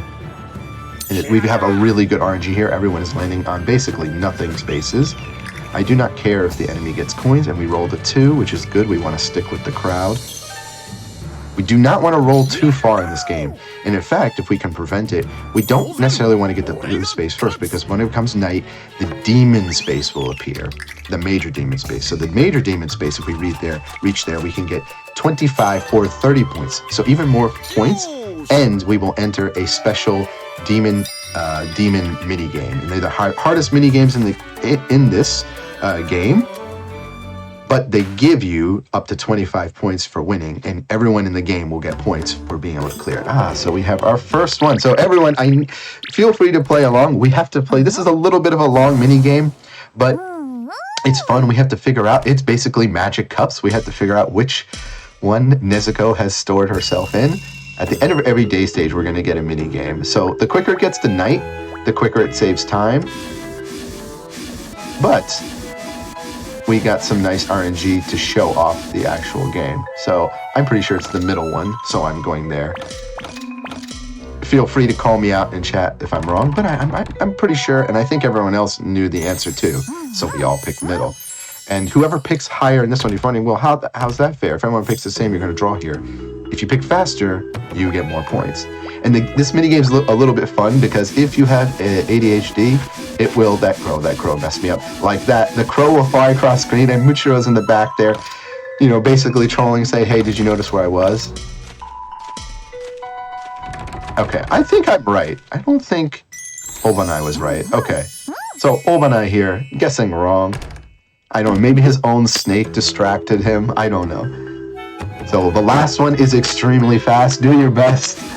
I don't know. I just want to win this one. Oh. No, I don't know where it went. I think it's on the end. I think it's on the end. I think it's on the far left. Oh, I don't know. This one's hard. This one's maybe. Come on, Tengen is a ninja. He's got quick eyes. Oh, let's go. Okay, cool. I haven't messed this one up. This is good. So as you can see, some of the mini games get pretty hard here on the last ones. So we actually won this game, and what happens is you can tie a lot of mini games. So it's also a little bit more generous than Mario Party, where even if you're playing with someone who might not be the most skilled at the game, or it's their first time playing, they still have a chance to go get some coins. This game really does a good job of making you feel like you're never out of the running. And another thing it'll do, we haven't gotten there. There are minus spaces in this game, by the way, but there's also a lot of event spaces. So what happened is Shinobu has landed on an event space, and so she's gotten an item that will basically give her, when she gets to a wheel spin space, will give her extra points on those wheel spin spaces. So it's actually a very, very dangerous item. This game tends to give you a lot of winning cards and winning items. There isn't too much RNG. I'd say the space RNG is about 20%, and really there's like 80% that's skill, because it's up to you when you want to use the items, and really patience is kind of the game in this. If you use your items too early, you can put yourself in a bad situation. But here we've landed on an item space, a Kakashi space. So he's actually given us double dice. What a nice item. How generous of you. Thank you, sir. So kind. All right, and Tengen is rolling. By the way, we are getting really, really, really good rolls right now. If the enemy lands on event spaces and other things like that, or item spaces, it can take a lot of time away from the run. So we really want the enemy to just land on blue or red spaces, so we're not wasting a bunch of time. And Tengen here, the AI has bought a ticket for the Mugen train. So what that will do is anytime this AI wants to land on the Mugen train, oh, and he's landed on the item space. I'll get back to the Mugen train. So he's gonna, this minigame is really broken. Oh, he's gotten 10 demon points right off the bat. So now he's in first place. That is the one space in this game right now that can really throw things off. So we really don't want Tengen to get to that final space, because he's already got 10 points. If he gets to the blue space, he's going to have another 20 points. He'll be beating us by 30. All right, this is the sword fight game. I like to use the charge up strat. You can just swing your sword here and knock people away.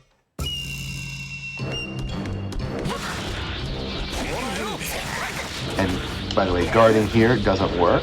So guarding will actually, if you full charge, you can just knock them away, and we've taken first place. I didn't want to knock everyone out at the same time, because what it would do is it would force me to get first place, and everyone else will get second place. But by letting them just fight for a second there, I've ensured that they get less coins. I've griefed the AI, but they're going to grief me, so they deserve it, okay? They are going to. Especially now. Yeah, especially now, because we're on the third turn, and the third turn is where now the Hashira, or the AI we're playing against, have their special die, their Taishi die. They're Slayer dies. And the Slayer dies in this game have huge rolls on them. Like, Shinobu can also give herself coins. She can move anywhere between, I think it's like 6 and 8. Let me see her dice. Yeah, Shinobu's roll is, 5, but she can get 45 coins and 50 coins. So a lot of times, if she ties, she can win. Obanai has similar. He has a 50% chance to not move, but no one's using their special die yet. Third turn is scary, and the AI is being really smart now. Sometimes I would like them to use their die. I'd like them to just go ahead and get it done with. Tengen is the most scary. He only has a 66% chance to not move. There's a 33% chance he could basically roll a 0 and not move at all. And in this game, if you roll a 0, you do not activate the tile in front of you. It is the bad thing. And there's a 33.3% chance that he can roll coins, which is great. He'll get coins, but he won't move.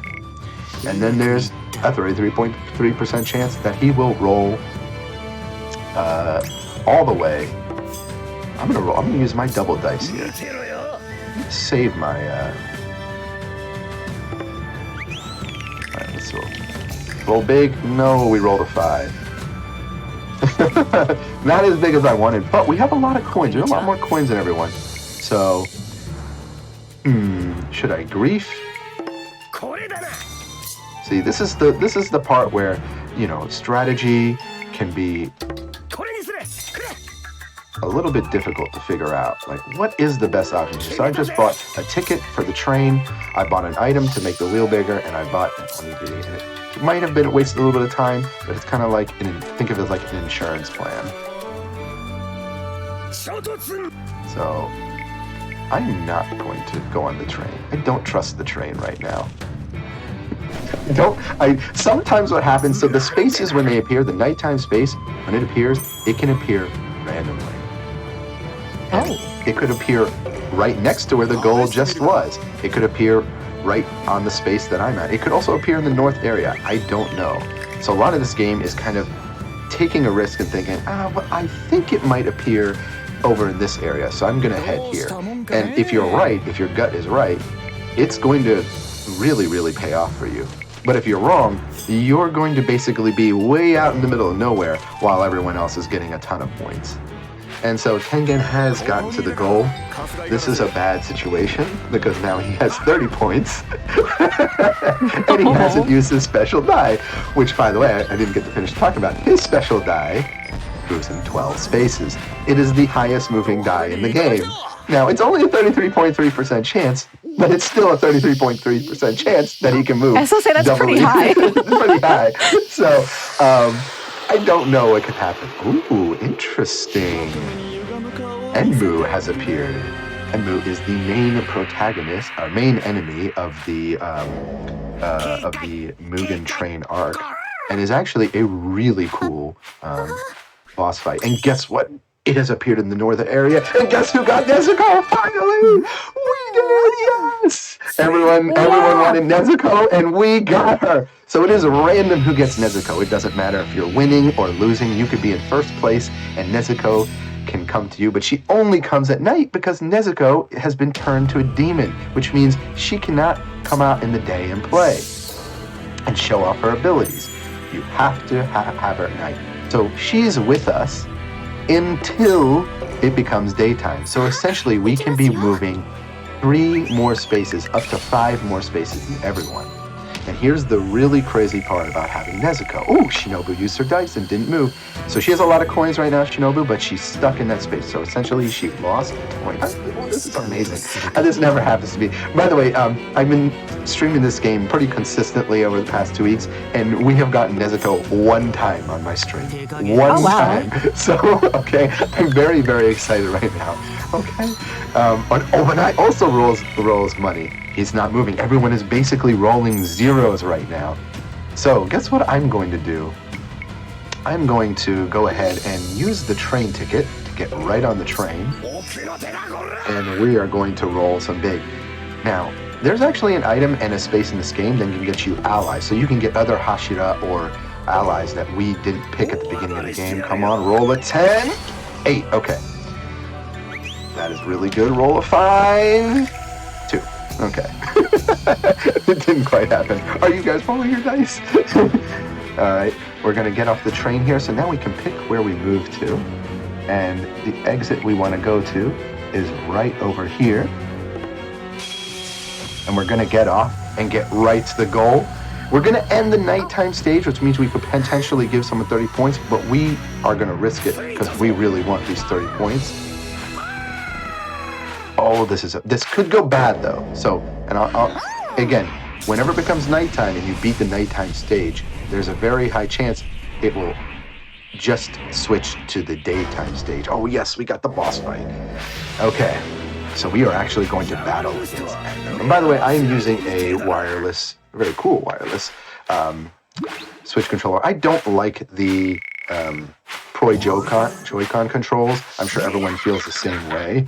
Especially with I've had to fix drift like 5 times, and I'm so tired of buying toolkits. But you can use this controller; it's totally fine. You just have to mash much harder. So some mini games, it's easier, and some it's harder. So we skip that prompt to say it's trying to say, "Hey, use the Joy-Con." No, thank you. No, I'll pass. Thanks, though. Yeah, I think everyone feels the same way. It's like, does it force you to do the Joy-Con? So this one, we actually get put to sleep. So we want to just be able to mash real quick and wake ourselves up. And if we wake up, we get an extra 5 points. So this, if we can mash much faster than the computer player can, we are pretty much guaranteeing ourselves a victory. And this is a timing segment where we have to press the direction that it shows right as the circle comes. So if you're really good at like dance and rhythm games and those timing things, this game is for you. You're going to be just absolutely obliterate the AI. This is the final form of Emu, so we actually didn't win that one. We have to mash a little bit faster. There we go, 10. We have to stop the hands from coming out and grabbing us. Shinobu making a mistake there.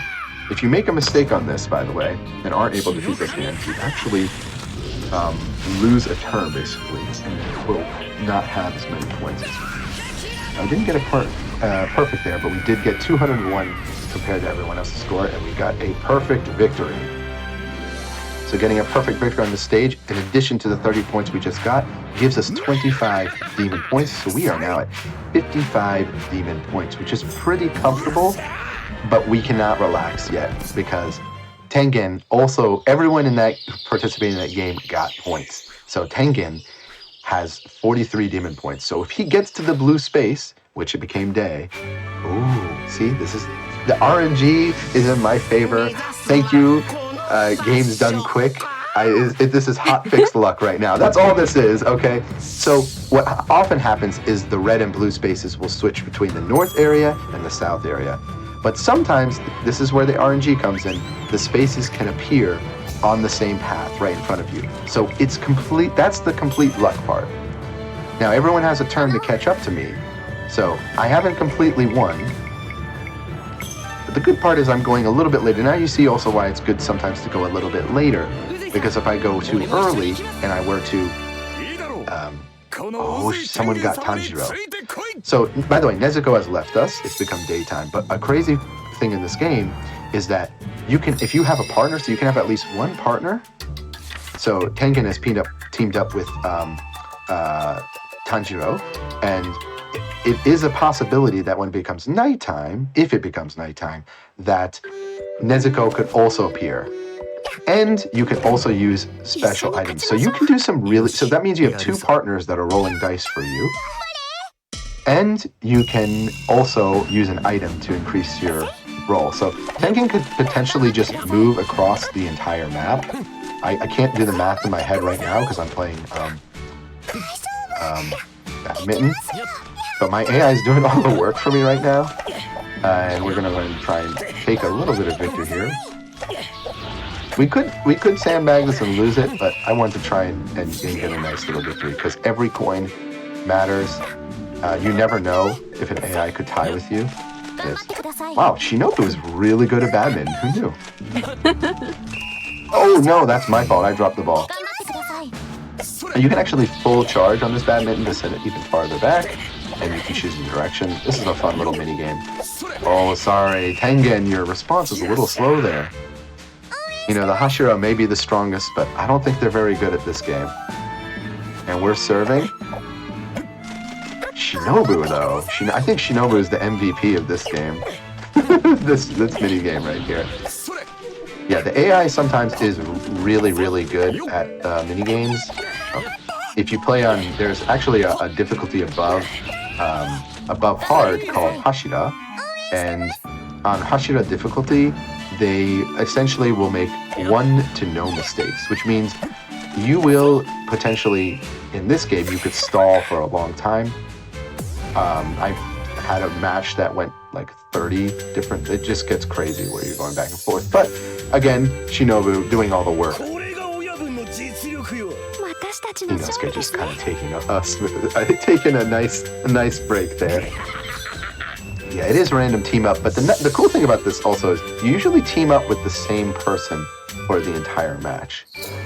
You won't switch. So your enemy can become your good friend. Or you can just grief your friend the whole time because you're going to be playing with them. Which is also very fun. It is very fun. Not that I would ever do that. Obanai is going to roll here, and we are on the last turn, and Obanai is going to be using a onigiri here, a rice ball. Rice ball gives +3. There are +5 rice balls, and he's rolled a 6 as well, so he's going to be moving 9 spaces. And you can see at the top there, the crow under the turn where it says 5 out of 5. It will show you exactly how many spaces you are away, but you still have to remember where you go. He's got an item space, which means that little roulette's going to come out. And we just have to hope that the AI doesn't get too many points. They did get a +5, but Obanai is nowhere near first place. Now, I'm going to normal roll here, and that is because I don't think I want to activate that final space, because if it becomes nighttime, we could roll there. I don't think that's really in our favor. And I'll also land on the little roulette space here. Yeah, you really have to be, sometimes if you get a little too greedy here, you can, we got a little 10 extra points. Our victory is now pretty much guaranteed. Again, Tengen's to do a massive roll here. He's going to use a ticket, but the good thing, he's a ticket, so he cannot boost his dice roll, but he does have Tanjiro, and he's probably going to use his, there we go, okay. Everyone, this is scary, okay? If he rolls a 12, he could get there. I'm pretty sure 12 is enough. Okay, good. He got a lot of coins. He gets the most coins in the game, but guess what? No movement there. So he could have easily taken the victory here. This is where my heart stopped because it was 11 spaces away. If he got that 12 there, it was his game to win. But we're going to close out with a mini game. What mini game are we going to get? Oh, the sword battle again. Okay. See if I can get all 3 this time, since it doesn't matter, it's the last game. Whoa, what are you doing? Did you see that? Shinobu was being really tricky, but we took our victory. Inosuke is just too strong.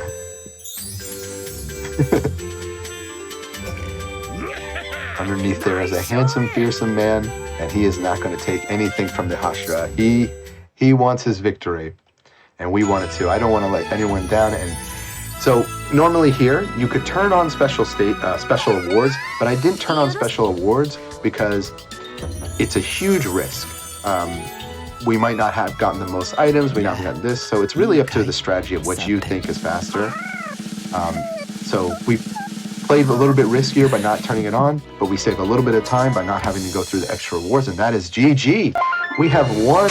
I think that might be PB, by the way. I think that might be the world record for this game if we're sub 25. So this was awesome to do this live. Obviously, a really good run is sub 20, but it almost never happens. That was amazing. Also, I know we talked a little bit about this earlier, but we have time if you want to show off another map. Okay, if there's time, I will. There's time. I know. Okay. I know we're kind of playing it by ear, but yeah, go for it. I'm sure chat would love to see more too. Cool. I think everyone wanted the entertainment district, and Yeah. Zenitsu was the second up, so I'll switch it up. And Zenitsu is really good. So one of the reasons I use Inosuke in the current runs is that he has a 50% chance to roll 10 on his Slayer die. But the Demon Slayer die, while it's really good, I haven't had the best luck. And if he rolls low, he has a 33.3% chance to roll a 5. So he moves about as far as Shinobu does. So sometimes it's like, Inosuke, I think you just go too hard sometimes, so let's just take it easy. But I've been using Zenitsu recently because his dice is 777,999. So it's a 50% chance to move 7 and a 50% chance to move 9. So those are pretty good numbers right there, in my opinion. And by the way, if you're curious, Tanjiro is 7788 and 99. So all three are really good. Now, in my opinion, Yome is the strongest character in the game. I always get asked that, but he's also the highest risk character in the game because you still have that 33.3% chance to not move at all. And also, I just don't know much about Yome because we haven't seen him in anime, and it feels wrong. It feels wrong to use him. All right, so we said entertainment district, didn't we?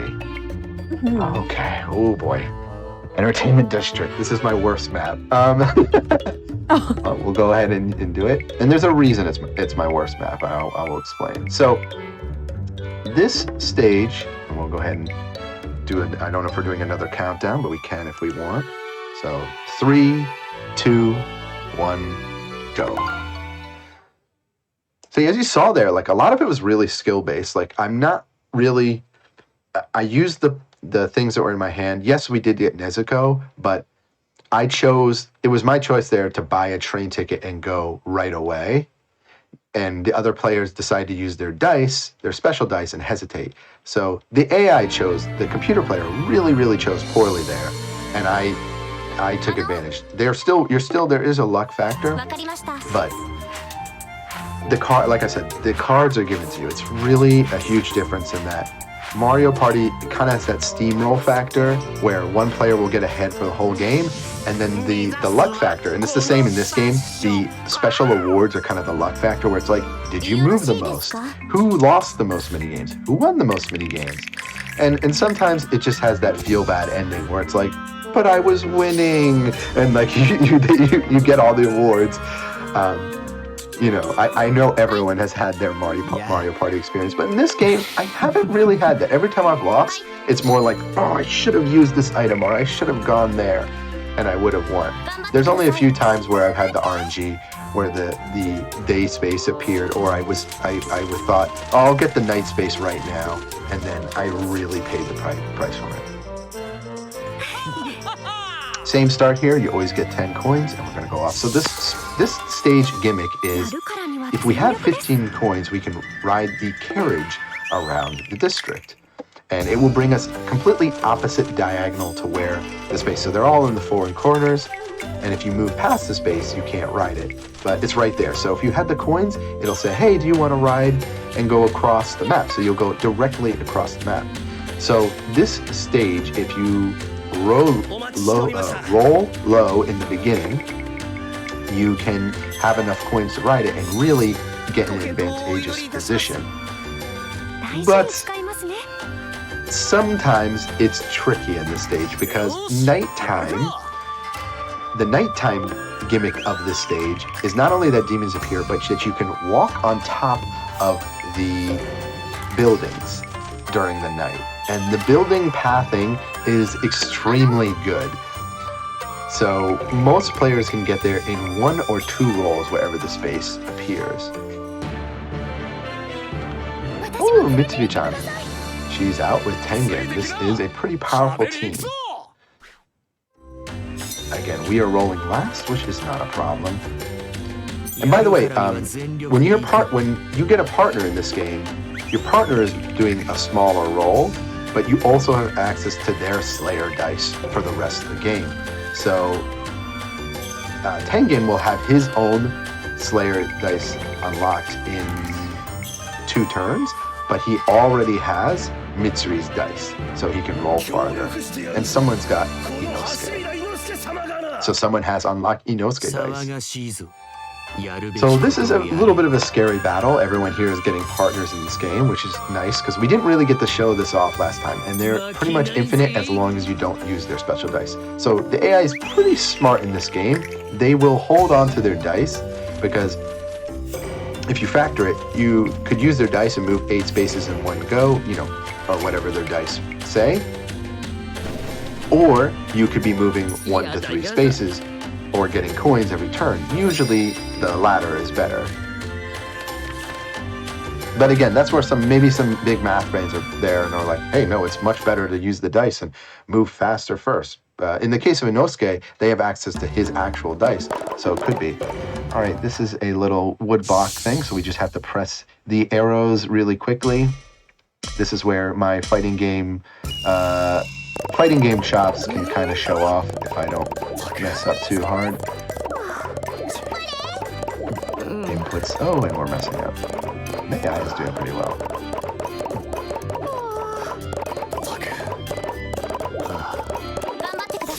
First place. Okay. On Hashira, by the way, the AI doesn't make a mistake here. It just goes. It's pretty funny to see. But again, Hashira mode is really something else. If you're watching out there and you're like a board game Mario Party king, definitely try it. I would say it's one of the hardest modes I've ever seen. Usually when you put the AI on hard in Mario Party, they're pretty good, but there's a lot of exploits. But in this one, the AI is just there's a reason why it's called Hashira. I mean, they are just the champion slayers of this game, and they're not to be messed with. So it changes the strategy because there's just certain mini games where you are either going to have to practice for hours and hours or just accept defeat and go with a different strategy. Alright, Shinobu opting to buy a bunch of onigiri here. She doesn't have a partner. And the spaces have been switched. So the plus spaces have now switched with the red spaces. With the minus spaces. So red and blue have switched, so different roles. And, ooh, interesting. Tengen opting to use Mitsui's die here. Mitsui's die is not the best in the game, but he got a really nice roll, moving 8 spaces. And he's going to take a shortcut through the top. This stage is really interesting because you can move up and down. It's really open. There's a lot of options for pathing, whereas other stages, if you kind of hit one direction, you're kind of stuck in that direction. There's a few shortcuts, but this stage in particular just really moves quickly. Everyone kind of taking the middle path here. Interesting. This is kind of rare. Every computer player right now is kind of doing a different strategy.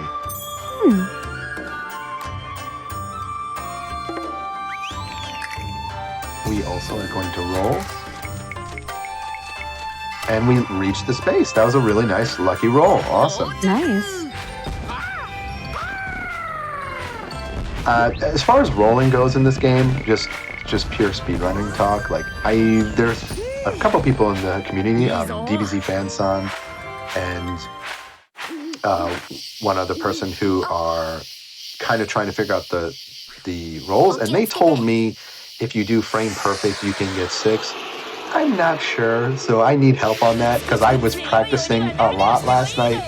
I don't think rolls are predetermined, but I'm not sure. I do think you can see rolls in this game. So I haven't quite figured that out. I have a feeling it's RNG, but I try and hit that frame perfect, but I'm not sure it even exists.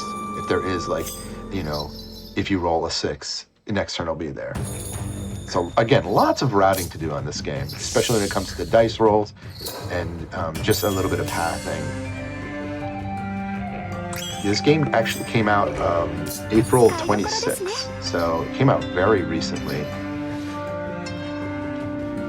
But this was like the perfect cooldown game to play And the whole reason I got into Demon Slayer was actually because of the first game, the fighting like story game, and I had taken a break from the series, and then I played this game, and I was like, I need to watch the anime. So I think I really hope we get more anime games, because for me it just really pulls me into back into wanting to watch the series. So I finished the series right before this Hotfix I seen on TV. I was like, I need to like catch up, because this was great.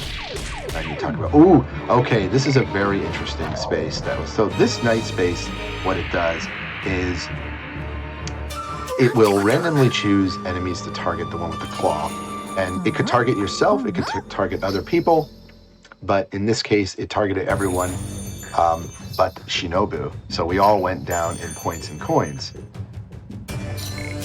That's rough. It is really, really rough. And sometimes it can attack one or two people and it'll make them lose a turn. So it's really not a good idea to land on there. But I think Shinobu is losing really hard and just doesn't care. Like, the AI kind of goes into this strategy sometimes where, hey, if I'm going to lose, I'm going to take you with me kind of mentality. Solid mentality, honestly. Solid mentality, yeah.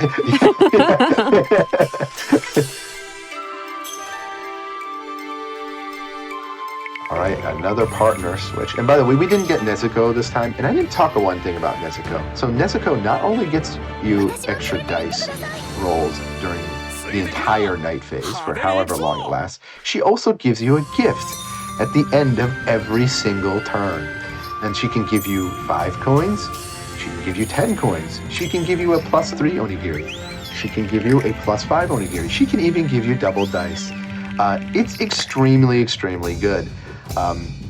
So you don't, sometimes just keeping it on night phase isn't a good idea, especially if you didn't get Nezuko, because the person who has Nezuko is getting the most items, is moving the most, is also using the most items. So it just can become this very, very dangerous and scary thing. So we're 11 spaces away.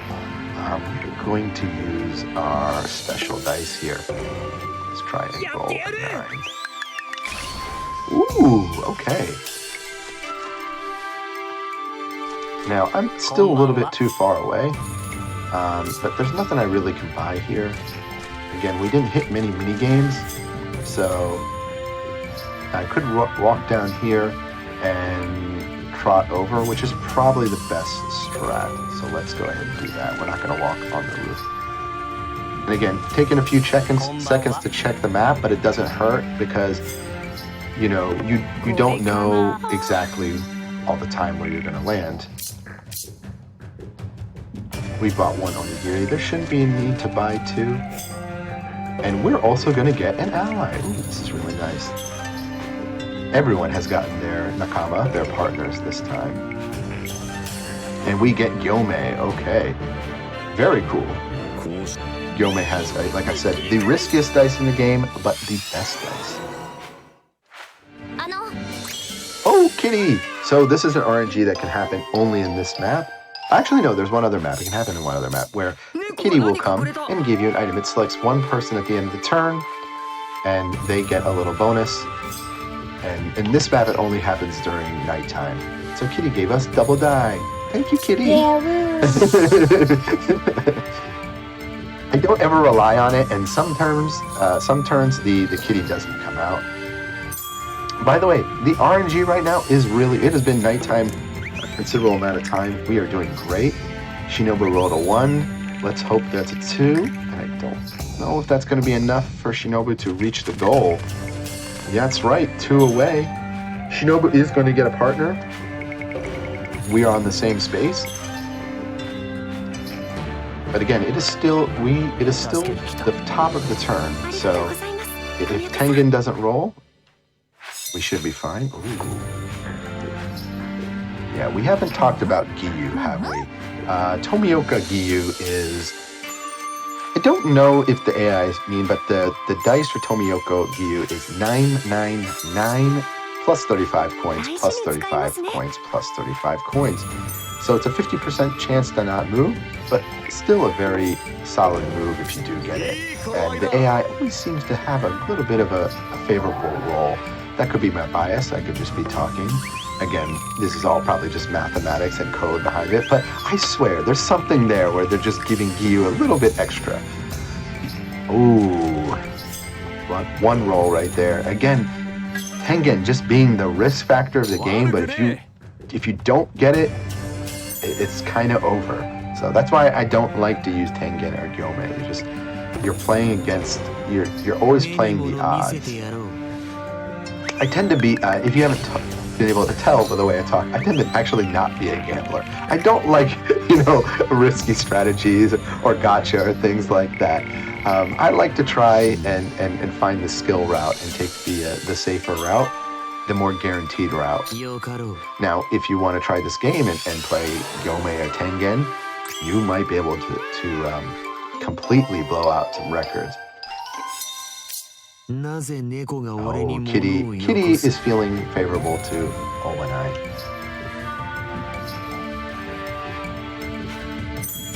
And we should be able to get the space this time. And just to be safe, because, actually, we have Nezuko, right? So, yeah, let's just roll. We're not going to use it. I'm gonna take a little bit of risk here. Ooh. And we don't have Nezuko. Okay, I thought we did. That's right, we did not. But we rolled. That was a little bit risky of me, but we rolled above a 2, so it's fine. And we got to the goal space, so this is the Oni boss space. So this Oni boss wheel, by the way, these other meanings, so the light pink means the space will vanish and disappear. So we only get 20 points. Very rare that happens, but in this case, it's going to appear somewhere else. And it looks like, I can't tell if it's appearing on which part of the bottom it appeared on. And if you get the dark blue on that one, you get 25 points, but the space will appear also in a different spot. So we've kind of ruined it for everybody else. We're not going to get to see the boss on this stage. The space has appeared to the right of us, which means we would all have to completely loop around the stage. If you saw there, Shinobi would have to move 28 spaces to get to the goal now, because we are all moving left. There is still a movement around the stage, a circular movement. So because of that, we are actually going to probably get a godlike world record right now. This is going to be legend, because I think we're at like 15 minutes something. So and, this is the kind of RNG that I always hope for. And of course, it's happening when it's live. So I haven't had this happen yet where the goal space just moves. Usually, the game will kind of push you into at least one boss battle per playthrough. Even on 5 stages, you're almost always going to get a boss battle. And by the way, all the boss battles are really cool in this game. And if you want, you can go into a mode later, and just like in any Mario Party game, you can actually practice those modes. But there is one secret boss battle in this game that you have to unlock on the 5th stage. Okay, Tengen's gonna roll. Is Tengen gonna do it? I think Tengen's gonna go for it. Okay, he's gonna roll. Probably, my guess is a 0. No, Tengen. Oh, bless. Oh no. Zeros. Well, this is why we picked Tengen, and we're hoping for it. And a -6. Ooh, that's rough. We laugh when it's not us, and we cry when it is. So, this is revenge for all the bad runs I got. YOHANE is going to throw a dice and roll a small roll here. So yeah, we're actually going to end the game. We didn't even have to go through many mini games this time. It was the whole night stage, and we got to move the space away. This really doesn't happen much, but this is an example of the best RNG that you can basically get in the game. The only better RNG would have been if someone, the very start of the game, had rolled and gotten the space and moved the nighttime space away, and we just never got it. there's a bunch of items I didn't get to show off in this game either. So I didn't get to show off. Oh, we got another Nakama space. Let me just send. Oh, sure, whatever. We'll take another. It's gonna be slower to send them all. Bye, YOHANE. Hi, Michiro. It doesn't really matter at this point. Since we closed out. Michiro is pretty good too. By the way, so if I don't pick Obanai as the last person to play against, I'll pick Michiro, because the only difference is that Michiro has one coin die that's weaker, but a movement die that's one stronger. And I will always want to play against movement. Time is going to come up when the light shines on Zenitsu, because he is our shining star. And maybe he was asleep the whole map, because he played really good. And that is going to be GG. Awesome. That is a really good record. Very nice. Wow. Okay. Yeah, I just want to say thank you to everyone for enjoying and sticking around for a board game, video game. I do love those. Normally I'm playing like fighting game or retro games or beat 'em ups and arcade stuff, but I actually play a lot of board games, and it's a nice break for me, and it's something fun also to do. This is like the first game that I've like played with my daughter. So yeah, it's been really fun. I know people out there's like some others out there like Demon Slayer with your daughter, like, but Demon Slayer is like a lot of kids watch it here. So it's just Japan has a little bit of a different, like, the way to put it is like, if you think about what the top shows in Japan even are for kids, they're like Conan is a detective show where people get like, he's solving murders, and Demon Slayer. So a lot of kids start early. Just violence is viewed a little bit different here, but it's all good fun. And this game doesn't have like really violent scenes, as you saw, and it's got like really fun mini games. So it's been a really fun experience for me. I'm gonna keep playing it. I hope you guys come and join and play it. And sorry there's no credits. This game just has its 5 stages. Hopefully it gets DLC. I don't know. But it's really fun, as you can see. If you plan well, if you really use your brain and think about where you want to move, and you can really eliminate the RNG factor from the game. It's still there. Don't get me wrong. It's still there. But yeah, and I want to do some shout outs. I shout out the people before who run this game, and I also just want to shout out real quick Nichole Goodnight's on for having me on and coming into the anime community and just making more events. We want more anime events, especially because the anime speedruns community and anime speedruns Discord is such an awesome and close community. We all really try and run each other's games and help each other with routing, and we're actually really big. Like, we're like one of the bigger communities around, like 4th or 5th biggest communities. We just wrapped up Anime Speedruns Festival, but we want to participate in other events. So we hope to be back on Hotfix, especially as seen on TV, because a lot of us grew up watching this on TV. I know that a lot of people in the States, their introduction to the show, I did a little bit of research, was actually on Toonami. So I think that's really cool that this show is still being shown on TV, and the new season is going to be shown in the States. I think anime is great. It's like one of the best art forms, and it's nice to like also enjoy the game, not only the game that you're playing, but maybe the characters and the story behind it. It just makes it a really cool experience. And so we want to share in that experience and keep the love alive.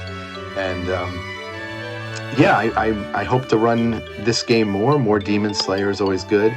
Maybe I'll get to Hashira level. Come join sometime. You can find me at DBK. That's capital D, capital B, and lowercase CADE. And yeah, any channel you want, like, just come and laugh at my RNG. Maybe we'll get Nezuko again. But this was really good RNG. Like, I'm just so excited that at Games Done games done quick, we could have such good RNG. It just feels like a reward for we had a bit of a slump going where it was like, oh boy, there were people coming to my stream yesterday like, are you going to be okay? Because we did like 10 runs and only two of the runs failed out of 10. But I don't have anything else to really add. I would just say, come join the Anime Speedrun Discord. If you're an anime gaming runner, please submit to As Seen on TV. You know, submissions are open anytime. You know, Nichole-chan is going through the submissions, so you can go and you can just get them in there, whether you get it or not. Let's all support each other. Let's try and make anime a big thing. And I look forward to supporting everyone in the community. Thank you again. Nothing else Thank you to so add. much for joining. That was so fun to watch. And like to echo what DBK said, the Anime Speedrunning Discord is just one of the most open and friendly places that I've been. They've all been they all really do build each other up, and it's amazing to watch. So please, if you run, or even if you have interest in running, feel free to join. They are just so nice. Like, I can't speak highly enough about them because they all really work together to better the community, and they have just an amazing thing going. So I was very, very happy to kind of have the help with them to kind of set up this episode. And again, they've been nothing but amazing. So thank you again, DBK. That was really, really fun. I'm so glad you could join us. I'm so glad we had time for you to show up 2 stages. And that's it for As Seen on TV tonight. Well, I had a great time. It was an amazing first episode. Thank you so much for joining me. But Hotfix doesn't end now. Stay tuned after this for Express Lane coming up right after the break. Get some water, something to eat, stretch, and hang in for more GDQ. I'll see you next time, chat. Bye.